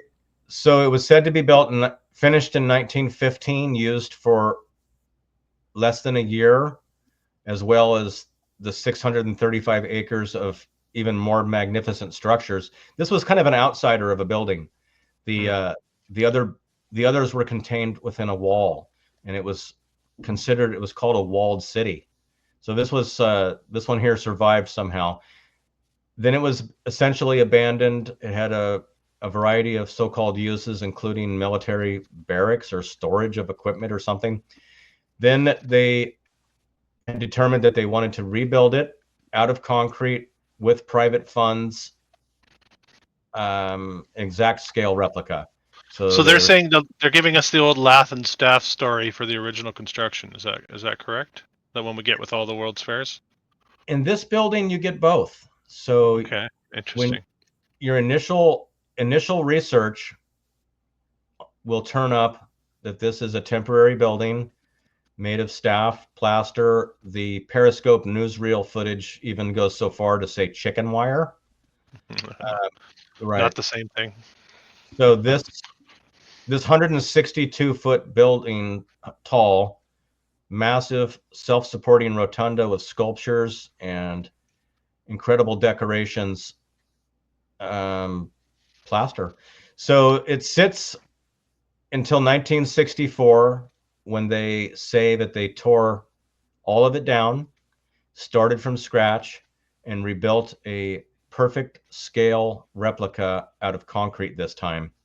And that's what's there. It's the same narrative as the mini Parthenon. I shouldn't say mini Parthenon. It's a scale replica in Tennessee. Tennessee, yeah. You know about the Tennessee Parthenon? Absolutely, yeah. Yeah, and I was going to say too, most of the World's Fairs I've looked at, it seems to be the fine arts building that survives down through time or gets rebuilt. The narrative repeats itself where in a lot of places. Yeah. So looking at this section of property, the Tower of Jewels building would have been somewhere around here. The walls would have gone around the entire perimeter, and then many, many amazing dome structures would exist. Mm-hmm. So I'm going to chat about Alcatraz for a moment, and then we'll move on to a couple of the other ones I touched on, and I think we're going to keep our time right where we had thought we would. I'm just going to, before you move on, I just want to show, because you're just talking about a visual on the San Francisco. So let me just give, this is a drawing, but at least you get the idea.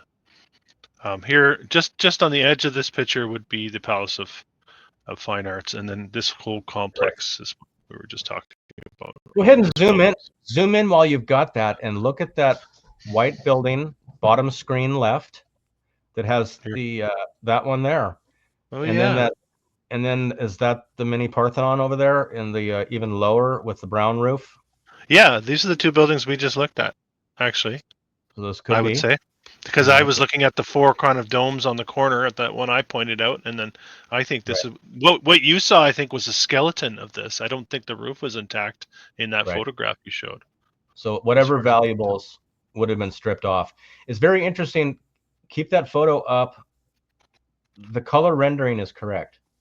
So they did have outstanding colors that were used. It's described in some of the earlier print media. You notice that large, tall pergola type building in the center right corner is the Tower of Jewels, the largest structure, that one. That's also declared in the print media to be built of concrete and steel.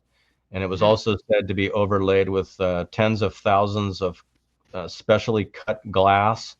So when the electrical lights were shined, it would be brilliant and visible from all over. Take a look at the size of the walls compared to the size of the trees, compared to the size of the people walking on the sidewalk near the water. The little tiny shadows of people. So this is a declared 2-year build, including the movement of, I believe I read, up to 80-foot tall mature eucalyptus trees installed. Wow, they moved them and installed them into the fairgrounds at 80 feet tall. That's correct. Is There's what they're trying to tell. there's a very interesting archived brochure of the fairgrounds. It gives a lot of logistical details. It says that there's 70 million board feet of lumber.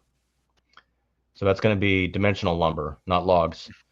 So we've got 70 million. So that, again, is a incredible amount. They were still using animals to move their products around at this time period. Yeah, so it's a fascinating location. It's a shame that it was destroyed, like all the rest of them. I think something greater was taken from us. Of course, yeah. I think we're hot on the trail here. So now I'm going to destroy climate change narrative in one sentence. This 1800s photograph shows the current tide level of modern day San Francisco water. And that would be the end of the story. So this is an analog tide meter that has a floating buoy, and as the water level of San Francisco Bay, which is under tidal control, raises or lowers, it would have a visible gauge that could be seen from a boat, and you could actually keep track of the tide. These are the limits of today's tides. It does not go below -2, and it does not go above 8 feet. The so-called king tides are near 8 feet. And according to the 20-year ferry pilot, I asked him, when does the water come over the Embarcadero here? Because people get all crazy when the king tides come. The water splashes up and they're like, it's climate change again. No, this guy said the only time the water comes out of the bay is during storms. It has to be storming and during the king tides. So when the meter is up to here, that's up near the waterfront at the Ferry Building. And like I said, the water doesn't go below here. So nothing's changed. You can look at current photos of Alcatraz and nothing's changed. This has been removed. I'm wondering why. Don't want to show the obvious. This is historical photos of Alcatraz during the Civil War era when it was said to be occupied by troops. That is an enormous amount of cannonballs, and that's an enormous amount of manipulation. And that guy looks like he's from They Live.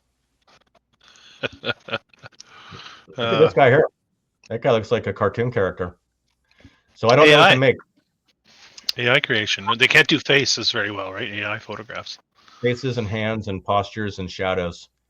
But these, none of these guys are going to stack that cannonball up there. And if you try to pull that off, you'll kill yourself. Yeah. I think it'll fall. You'll be destroyed. So this is all just pretty phony. But it was a brick citadel prior to becoming a prison. Citadel is a much larger version of a fortress. And I learned something very interesting. I think it was maybe Lucius channel. He was covering the Kremlin.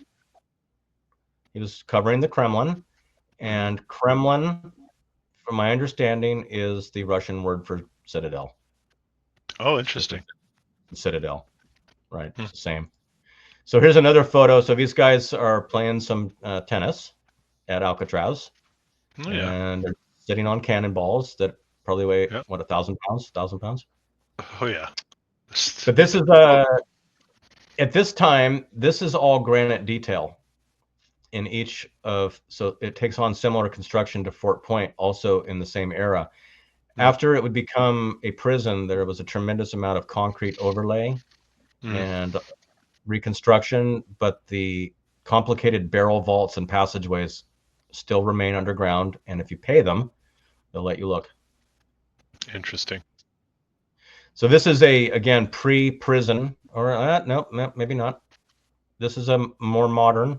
So they've added the guard tower, got a lot of other structures. I believe this lighthouse may be one of the first, if not the first, on the West Coast. Not 100%, but it's right up there with an Fresnel lens. Okay, we are back at Battery Cavallo, where I had shown the 1,000-foot-long earthwork, terraformed, geometric third system fort. So this is an aerial photo that's said to be in the 1920s. So you'll see there's no foliage. The structure is well defined. There's brick tunnels that go through all of these places, and these are all walls.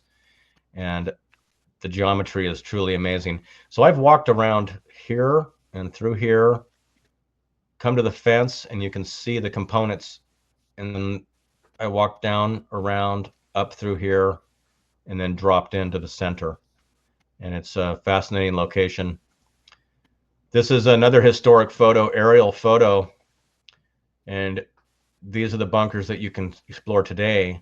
And here you can see the terraforming and terracing of the structure built into the cliffs in the 1870s of brick. So tremendous, unrecorded. There's very little information. Construction photos do not exist. Showing them moving the bricks isn't the thing. Okay, we're now at the San Francisco Ferry Building that could have been. So this is an architectural rendering, or is it, of the Ferry Building. So we see it has a much different end section, much more elaborate arches. Okay. So very interesting. Not a photo, but could be based on reality. Here's another version, even more spectacular. So this is Market Street, surrounded by magnificent columns that is very Vatican-esque, yes? Yes. And then the Arch of Triumph with amazing things. I believe there was an arch similar to this in part of the town somewhere at a different time. This may be it. I don't know. But this picture I only saw today.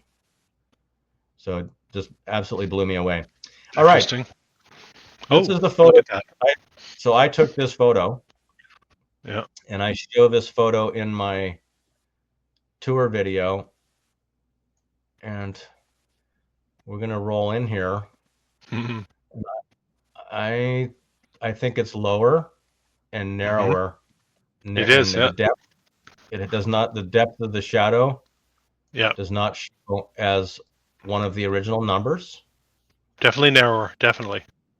I think so too. And then this is some of the example of their facading. So it appears to be exclusively brick and heavy masonry construction. Yet you see these raised lines. This appears to be some sort of a applied coating that was applied with some sort of a notched trowel. And possibly some sort of a plaster, and it's been painted many times. So the entire exterior of the building now resembles this painted coating surrounded by granite. So this is a early photo prior to the earthquake, cobble construction. This building here, which is still partially intact, is also built above the water. Here's the structure. It doesn't have any of those fascinating details we saw on the rendering. some sort of an octagonal booth out front that's certainly not there anymore. It was seen in the earlier newsreel footage. Mm. So this is prior to any motorized gasoline powered vehicles, to my knowledge. Mm-hmm. So we have simple wagons carrying large loads, very likely very slow, and hard to know what's really happening. Yeah. This is said to be after the earthquake. So October 25th, 06. So I see a lot of strange things here. So they're quick to get a sign up and some very questionable, unclimbable scaffolding. Yeah. The scaffolding is probably, when you look at the dimensions of where the limit lines of the actual building are, they're from this vertical to this vertical. So Yep. that space, which is like the width of a trolley car on both sides, there's nowhere to stand, and there's certainly nowhere to climb. I don't know what that represents. It does look phony, and I'm seeing a different gradient in the shading and the contrast and the focus throughout the picture. You will see different things. Then we see these tracks that have appeared that are mostly buried, and you've got a trolley over here that cannot make that route. It's covered in stones and rocks. That's out of the question. This guy's come to a dead end. This guy's heading for a dead end, and these guys are wondering. So what's really happening? Hard to know. Another angle, same era. This one here says to be 3 days prior. Be interesting to compare the two and see if any of the same guys are there or whatever. I don't know what this is supposed to represent here. It's certainly not a ladder. I don't know if it's a garbage chute. I have no idea what that is. Here's that strange booth. And a considerable amount of wreckage. But the fact that the structure held up so well on declared landfill. This is some of the worst areas that can be built upon. In fact, for those of you that have studied or know about the 1989 Loma Prieta earthquake, which actually happened on October 17th of 89, this building, once again, undamaged. Palace of Fine Arts, also undamaged. There was a huge concrete double-decker engineered freeway system that went in front of this building along the Embarcadero coming off the Bay Bridge into downtown San Francisco. That collapsed and killed people. So this building, fine. Palace of Fine Arts, built in a swamp by privateers, also fine. The infrastructure built by the state, first test fell apart, killed people, pancaked. Yeah. The cipher structure is what it's referred to as. So here's another picture of the era. So now the scaffolding's down, but the place is still a mess. So the pictures jump back and forth, and sometimes pictures will undo what we've seen in another picture. Okay, we're now moving to Fort Point, or what I like to call Star Fort Point. So this is a early construction. One tower is constructed with the twiggy cranes, never lifting anything. Yeah. Here. Same style. But then this picture at first glance, sort of interesting, but let's dive in. What's over here? Why is there this mutilated brick wall? Yeah. Wow, it's huge. And then it's there's structure down here too. They didn't just pour that. Interesting. That's not the foundation for the Golden Gate Bridge right there. It's a bunch of crap. So very old, very few workers, not a single person, no people. You got one guy. Oh, yeah. This is a supervisor. It's after the shift. He's going to check up on everybody. Yeah. Everybody else is somewhere else, but they're still here though. Still here, but they're somewhere else. So very interesting. This is the aerial shot to show the location. So rather difficult location to get to. You have to go around this lower front.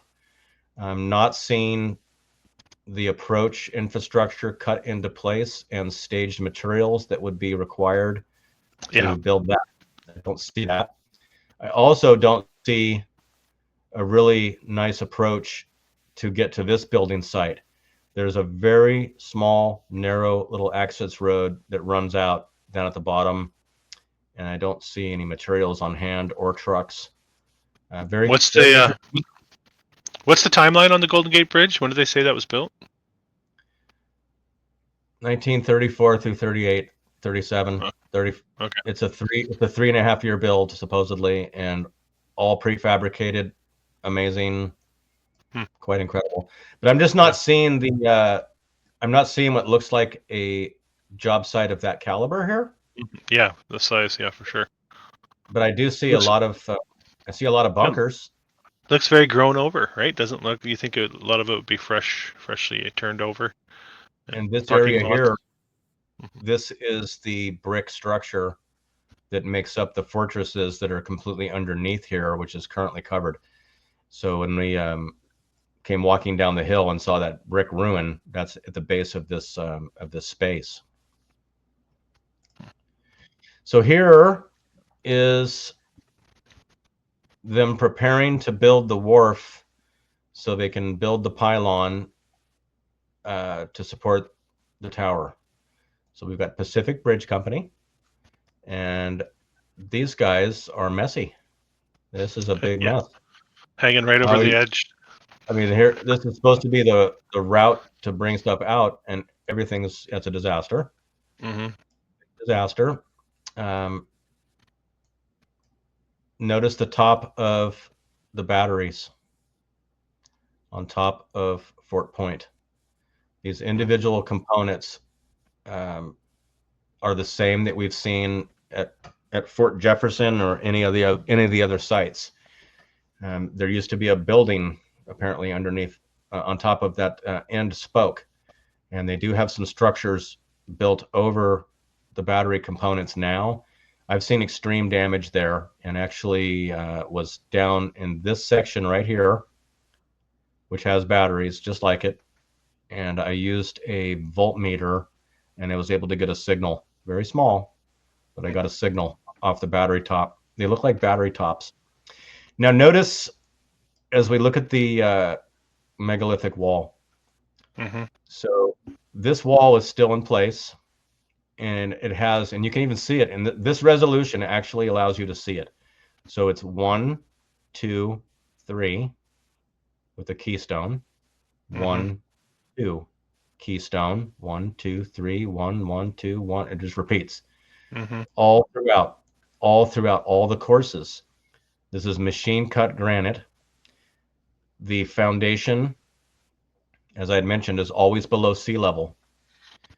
So we're not, it's you're not going to build a seawall before you build your seawall with these kind of tides. And the water, remember, up and down 8 feet a day at the highest points. But the most amazing part that I found inside these blocks is that they're not separated by mortar. They're separated by metal, and it appears to be lead. Like a mortar type of layer between them of lead, like a liquid? Is that what you mean? Or a locking joint? It looks like sheets of metal were placed between all the courses, and you can see it repeating throughout. Very interesting. And, so here is the location where I was standing, overlooking the Golden Gate Bridge, which was called Battery Spencer, which is said to have been built in 1897. I see no evidence that it's there at all, but I do see something down here that looks like something. Looks like a structure. Yeah. There's an amazing lighthouse here, which shows evidence of heat damaged bricks. Very difficult to get to. But these all these fortresses in here are all between Civil War and Cold War, and they're all abandoned, and they're mostly covered, welded shut, and unavailable. and there's a massive underground, and there's a lot of urban explorers that'll take you in, and including massive supplies of surplus gas masks and shovels. Gas masks and shovels, just pallet after just everywhere, brand new. So I don't know what in the world they were expecting, but that's weird. So this is a probably a 40s or 50s shot, judging by the cars. You can see the tremendous seawall and how it goes back around. So this is the pylon and anchor points for the Golden Gate Bridge, and they are built inside the granite wall around the adjoining Star Fort. So each one of these plugs was said to have held a cannon. It's my understanding they never fired a single cannon here. The fort was abandoned before use. It was built by 100 unemployed gold miners.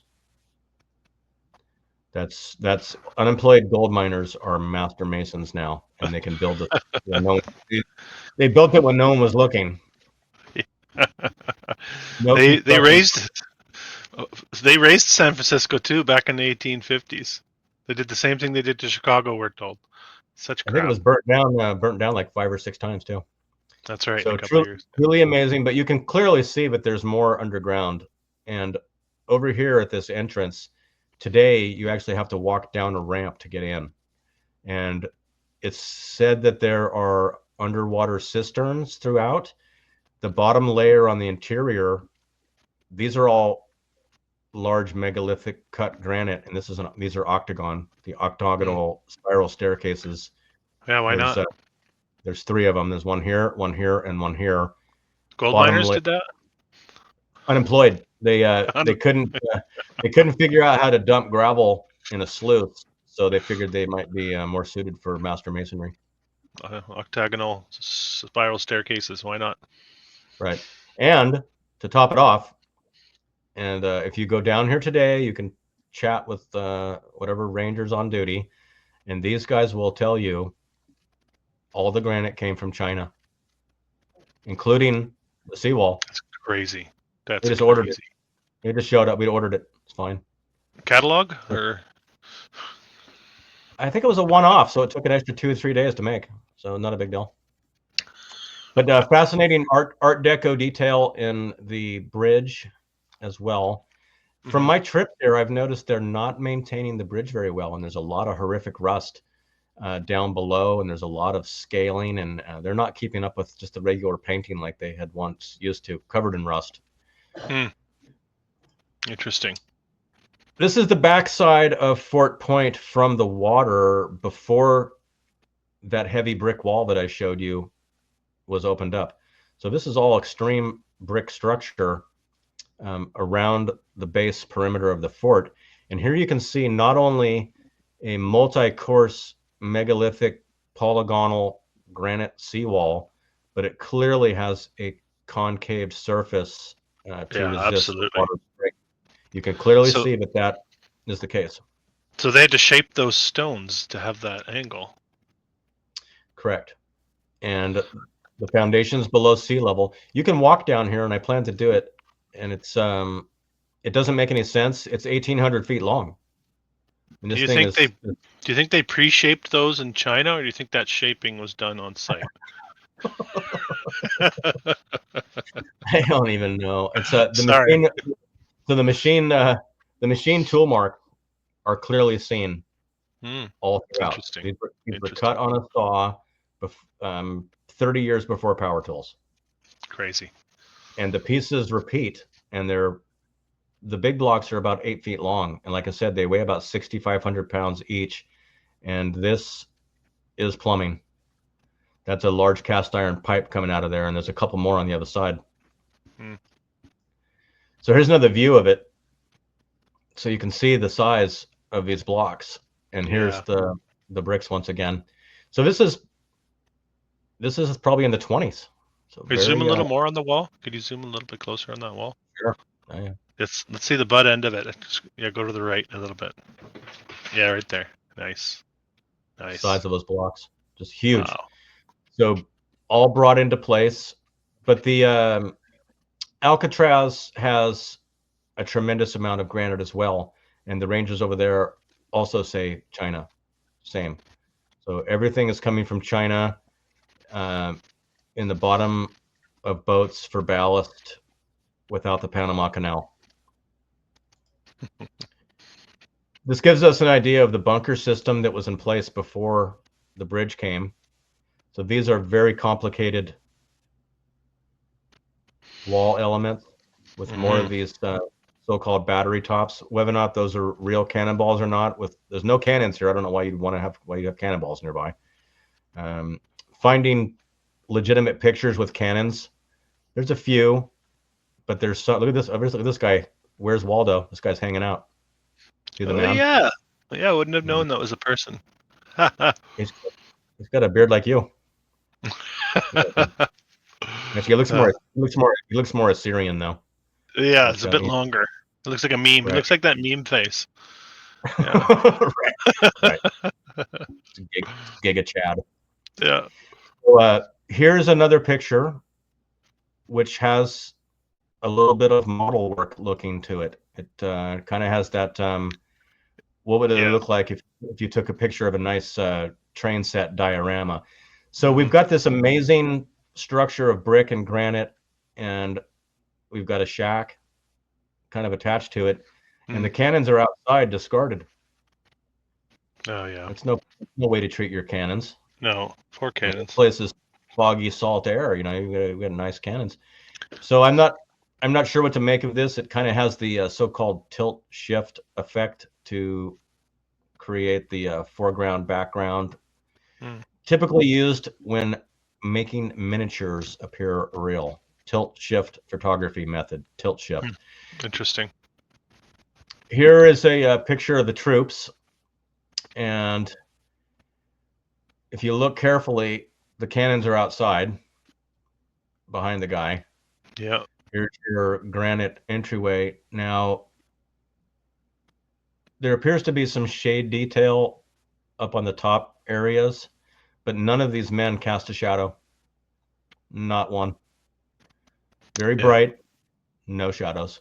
Very interesting looking. So date unknown. This is a very good image as it shows how large this wall really is. Yeah. So it comes around from where we were on the other side all the way around this direction, has an incredible corner. Each of the corner pieces are individually cut for the angle. Unbelievable. So they come in and make contact with specialty courses, both inside and outsides. And this continues well into the marina area until it's pretty much obscured and covered with concrete now. But I believe it goes a lot further. So here is some of the rubble. Here's the size of the wall. Once again, lighthouse on top. Taking a picture of a picture guy. Yeah. So here is a fascinating shot of the fairgrounds, and this is going to take us into the Palace of Fine Arts portion of the presentation. But I want to show you this photo because I find some very interesting two components. This is the Tower of Jewels, said to be made of concrete and steel. This is the Palace of Fine Arts, also said to be made of concrete and steel.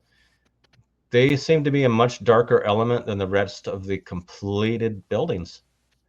These are finished domes with shiny exterior, taking a hot spot. That could have been fine ceramic tile. Yeah. This is the walled city. You can't see. This is a giant entryway, and the trees are almost as tall. And I'm struggling to find any people. So these guys had better get their act together if they're going to be ready for the fair. Everything else is done. Where you guys been? This is the construction photo.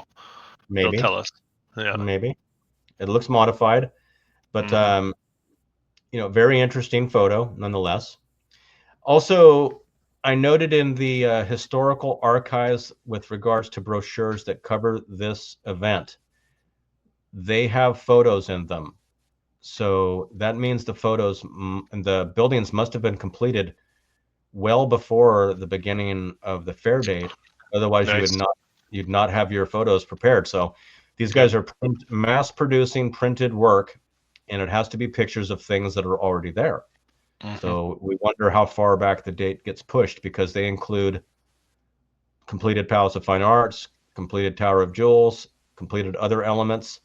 I recommend looking at that archived document. It's very comprehensive. I posted it in one of my posts, and John Levi touched on it briefly in one of his videos as well. Mm. So this is the same location, different vantage point, except now we see the Tower of Jewels is completely built, and so is the Palace of Fine Arts. So it goes from, it has to be a very, very close era. We've only got 2 years to build it all. Yeah. So this is fully constructed, covered in brilliant reflective glass. And then we have, if those are people, that's It's big. That's 100 feet tall, because we know that this is 162 feet tall. We know that. Mm-hmm. We could draw that line across. That's a really large wall, and those are really big trees. Yeah, just the punch list on the agricultural and landscaping elements of this fair, as shown in the archive PDF, is ridiculous. The amount of acres and the amount of plants. So we're going to get a look inside the rotunda of the Palace of Fine Arts.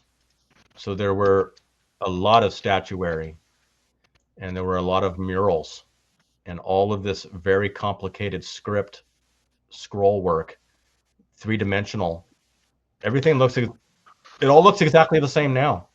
Yeah. There's no difference in these elements. So they copied it perfect to perfection, is what you're saying. If we're going to believe the story. Yes, including all the details that can't be seen until the modern day when people get drones or zoom lenses. Yeah. So we've got elements that are impossible to see up in the highest places, back out of the way. Reminds me very much of, if you're familiar with Praveen Mohan channel, who explores Indian things, Indian ruins. Praveen, you're aware of him? No. His channel?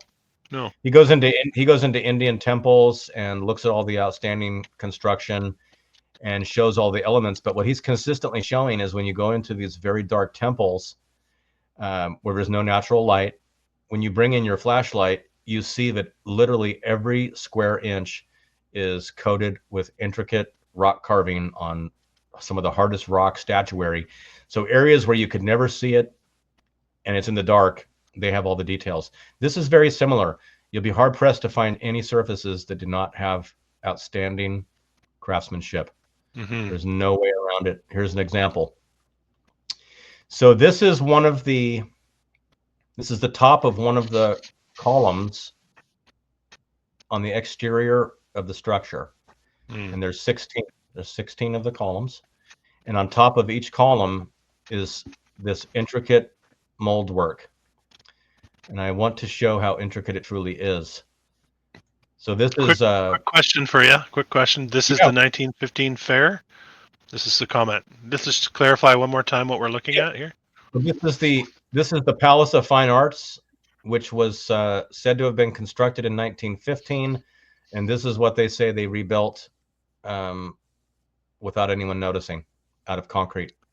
In the 60s? Yeah. In the 60s. So look up here in these high areas, and you see that they don't stop. Every possible area where you could have detail. Now, one of the elements with casting stone, most cast stone that you can use or buy today is very simple and not very interesting. To find this level of detail with this much dimension. So we had mentioned before about the fact that this area is hollow. These areas go into spaces and cuts and reliefs and spirals. The mold could not be taken off without destroying the mold. And yes, of course. The mold the concrete must cure for 28 days before it would have the strength to hold itself together. and you have to be able to assemble these molds so they can self-support the wet concrete before it hardens. And these are not only decorative, these are structural. These hold up. Yeah. These hold up the massive rotunda.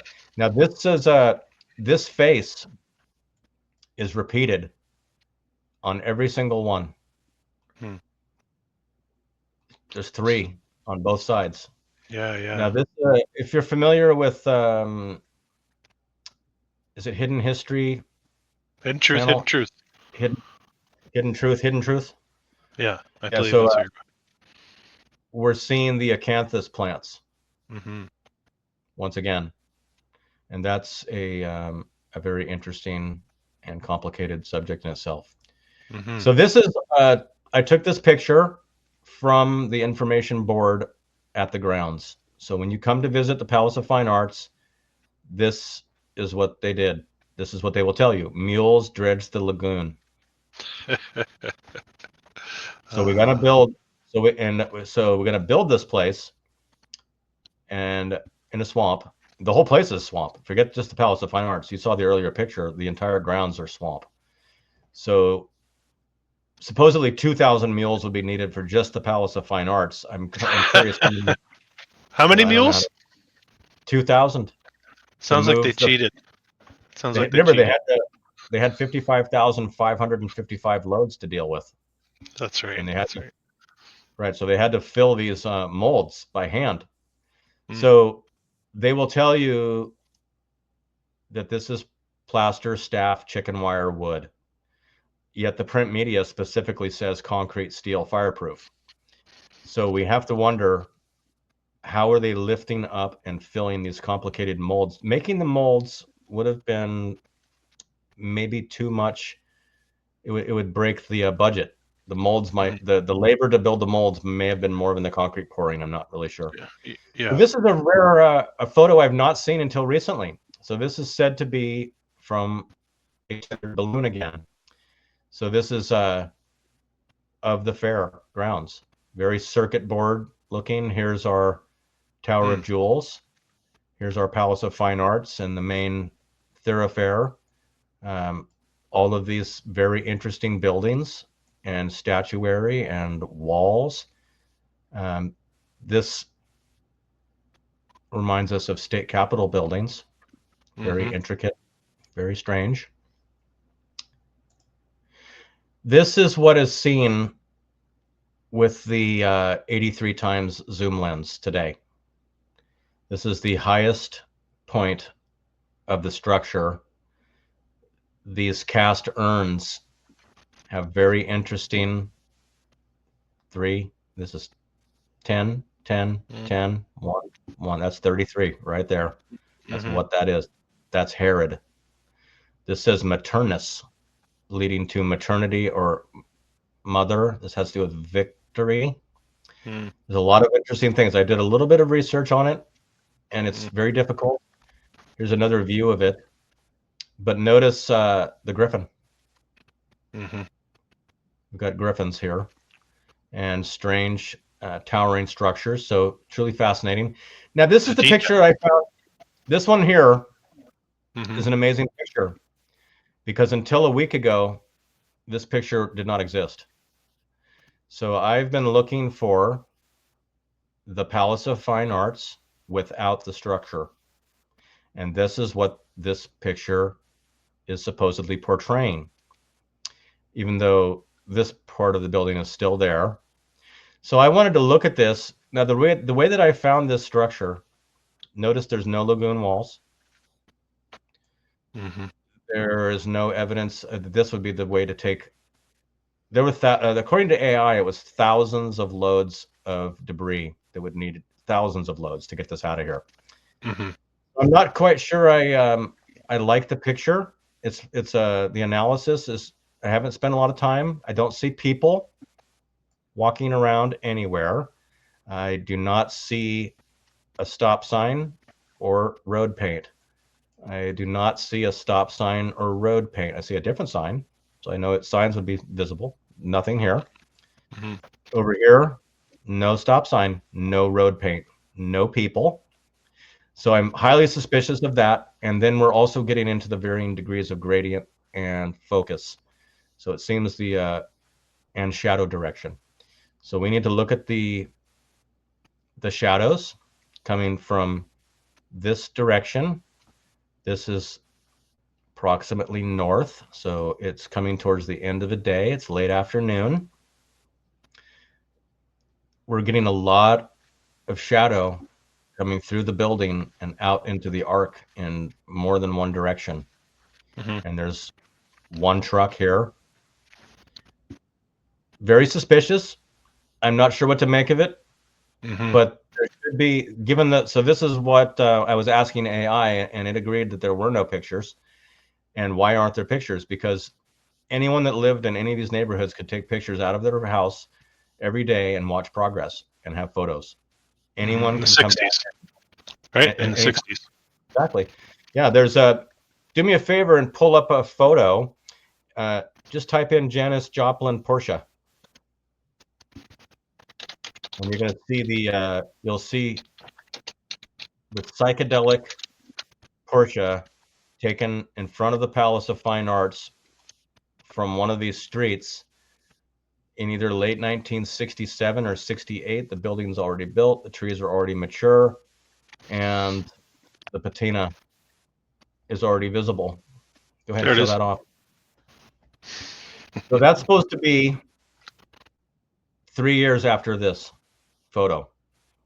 And I find absolutely zero photos from ground level of any demolition pile, any debris moving out, any materials coming in. And remember, it's estimated there would be 12,000 cement trucks required to re-pour this one-to-one rendition. So we would have, I would believe, no shortage in color of this construction photo from residents and the public and the media. And there'd be aerial photos, because I showed you aerial photos from before the bridge was built and it was here. It's not a problem.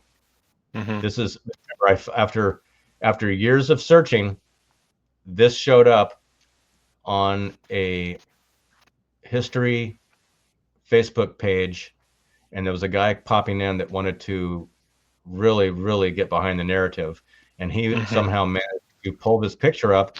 When I did a reverse image search up on Google, I find nothing. This is not in the archives, so very questionable. Here is a contemporary photo of the era. This is Crissy Field when it was used as an airfield. This is the highway leading to the Golden Gate Bridge, and these are cars from the 70s. And so are these. And that's the Palace of Fine Arts standing from this vantage point. So either they tore it down the next day, and but I don't think so. So here's another aerial photo, just getting an idea of what's involved. So if you're going to stand a crane right here, and there's no room. No, there's no room. Where are you bringing out the trucks to? Where are you going to do that? And then anyone, I mean, think about this. If you're on the demolition crew and it's your job, we're going to fill the pond for a while first. We're going to make some access. This is insane. There's no reason to punish yourself. And you can see in this photo, the granite cut perimeter lagoon walls are clearly visible. All the modern shots, I believe, likely in your shot that you were showing, this is all fantastic. Yeah, you can see it. You can see it, and if you zoom in along there, you will see the walls below the columns. You'll see the stones.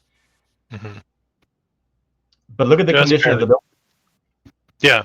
Yeah. So very interesting. Right. Yep. Now we're going to wrap up with a little Sutro bath.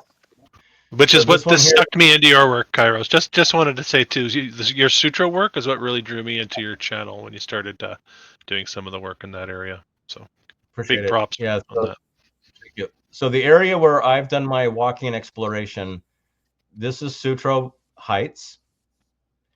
This is Sutro Bluff. cliff house. These are the bath structures and some of the heating structures for heating the water. So supposedly they're building a large swimming pool, and they're using seawater, and apparently it was very popular. But there's a lot of tunneling and excavation. There's a lot of walls. There's a lot of destruction.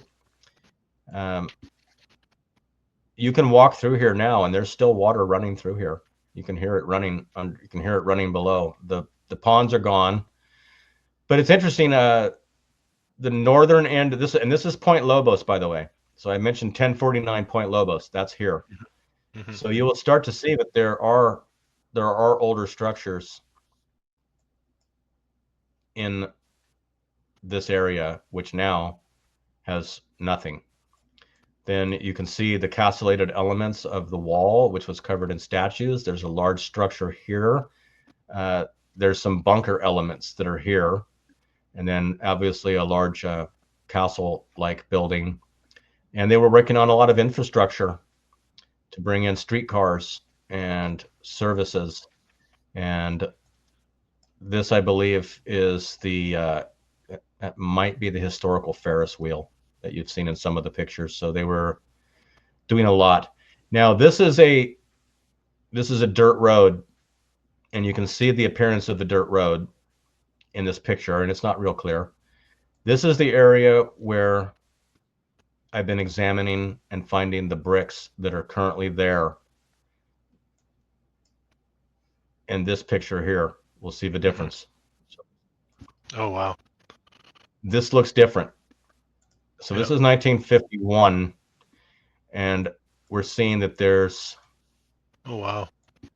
tremendous evidence of structure. Oh, wow. Yeah. Turreted. This has cuts, channels. This looks like a lot of boulders have been placed here on purpose. But we remember there were structures here, not anymore. And you can just see this top of this path. So this area is very explorable, and I've hiked into it and down into it and inside these sea caves. There's sea caves that are only accessible during the lowest of tides. This is the cliff house, which the narrative is ridiculous. It's been rebuilt and built and hanging over the edge of a cliff, completely strange. All these walls have evidence of extreme heat damage in all directions. And then you get another look at the grounds for the baths themselves, and you see that there's some strange structures. There is tunneling. Just quickly, I'm just going to show the Yep. cliff house, just so people know if you're not familiar with what the cliff house is. That's the Make old sure you show the one with it burning down too. Show the one with it burning down too. I don't know if I can get that, but I wanted people to see that just so they know what you're talking about, in case they don't know. It's one of the most notorious. So we're looking at large structures built in the late 1890s to entertain the public. Now, Adolf Sutro, who the property is named after, made his fortune in mining, and then would come to San Francisco and become the mayor. So we have to realize his house was on top of here. So he lives here. This is his property, and this is his area, and this is his property. So people are suggesting that this is just a dump site. That's why the bricks are here. So these are just, so why would Adolf Sutro dump garbage off of his own property onto his own property and have to look at it? Yeah. I don't think no one would ever do that. I would never do that. No. But you notice the terracing is very clear and evident. This stairway here is all brick and still intact for the most part. This opening, which is a tunnel which goes through and into, has been closed permanently. And this area here, which goes through, has also been blocked. I was able to show a good amount of that. I have a complete Sutro playlist that touches on most of these. This is an early photo from the bluff, of the heights rather. This would be on the property and grounds and gardens up above the land. And you notice this is just obvious. Why do we need griffins? We've got this strange horned character. Yeah, like a green man almost. How about these ears? This guy looks like a pan or a Pan, I was thinking, yeah. You know, like a centaur head or something, but very Yep. It's not someone you'd want to run into. Let's just put it that way. So these elements are found all throughout the city, and I'm hoping that this was a good example. Yeah. I'll quickly show too the interior. This is just a drawing, but the inside of those baths. Interested in San Francisco. Yeah. Yeah, if you can show. So that's the end of my presentation, and I'm happy to take a few questions and wrap it up with you. Okay. Well, does anyone have any questions in particular? I really appreciate this tour. Really giving me a solid framework of the area with this presentation. Come visit. I will. I'll bring the kids too. I'm about to buy a Suburban, so road trip. As soon as you become part of the country, just come on down here. We'll be there soon enough. Soon enough, we'll be there. All right. Yeah. All right. Yeah. No, this was awesome. Just looking in the chat here. I think people have been just sort of riding along with us, and I think enjoying the journey, bringing a lot of juice to the table. So I appreciate you joining me here and presenting this on my channel. So, is there any other questions? It's interesting because most of these structures I showed were said to be built in impossible timelines, with small populations and very difficult delivering materials, sourcing materials, and apparently all the materials were the highest quality. Mm-hmm. The China thing really gets me. The granite blocks. I know John. He does kind of walk you through, John Levi in his book, the construction of that wall, the seawall, and a fort. And it's just, I was laughing when I'm reading it, just like I'm laughing as you're presenting it, right? So, and that's a big part of what I do on my channel. Is all I'm trying to do is poke holes in the narrative, just to show how absurd what we're being told is. And conclusions, we can all come to our own conclusions, but I think one thing we can say for sure is that what we're being told is not the truth. So, okay, guys, thank you for joining me, and Kairos, of course. And next week we got Eddie from Eddie Knows, who likes to interface with the AI. Yeah, he's doing some cool work. He's the master. Yeah, so it should be interesting. I watched a few of his presentations, and he knows how to corner a bot like nobody else. I know, right? There's something with the way that you almost feel bad for the bot. I like it when the bot apologizes. That's pretty funny. Oh wow, I didn't realize that I was lying to you. Sorry about that. Exactly. So that should be fun. So tune in for that next Tuesday, and thanks again, Kairos, for being here. I'm going to call it a night. Thank you very much. This has been an old world exploration. If you're new to the channel, don't forget to subscribe, hit the thumbs up button, and comment. I believe we are in the process of remembering who we really are and casting off the shackles of illusion. Until next time.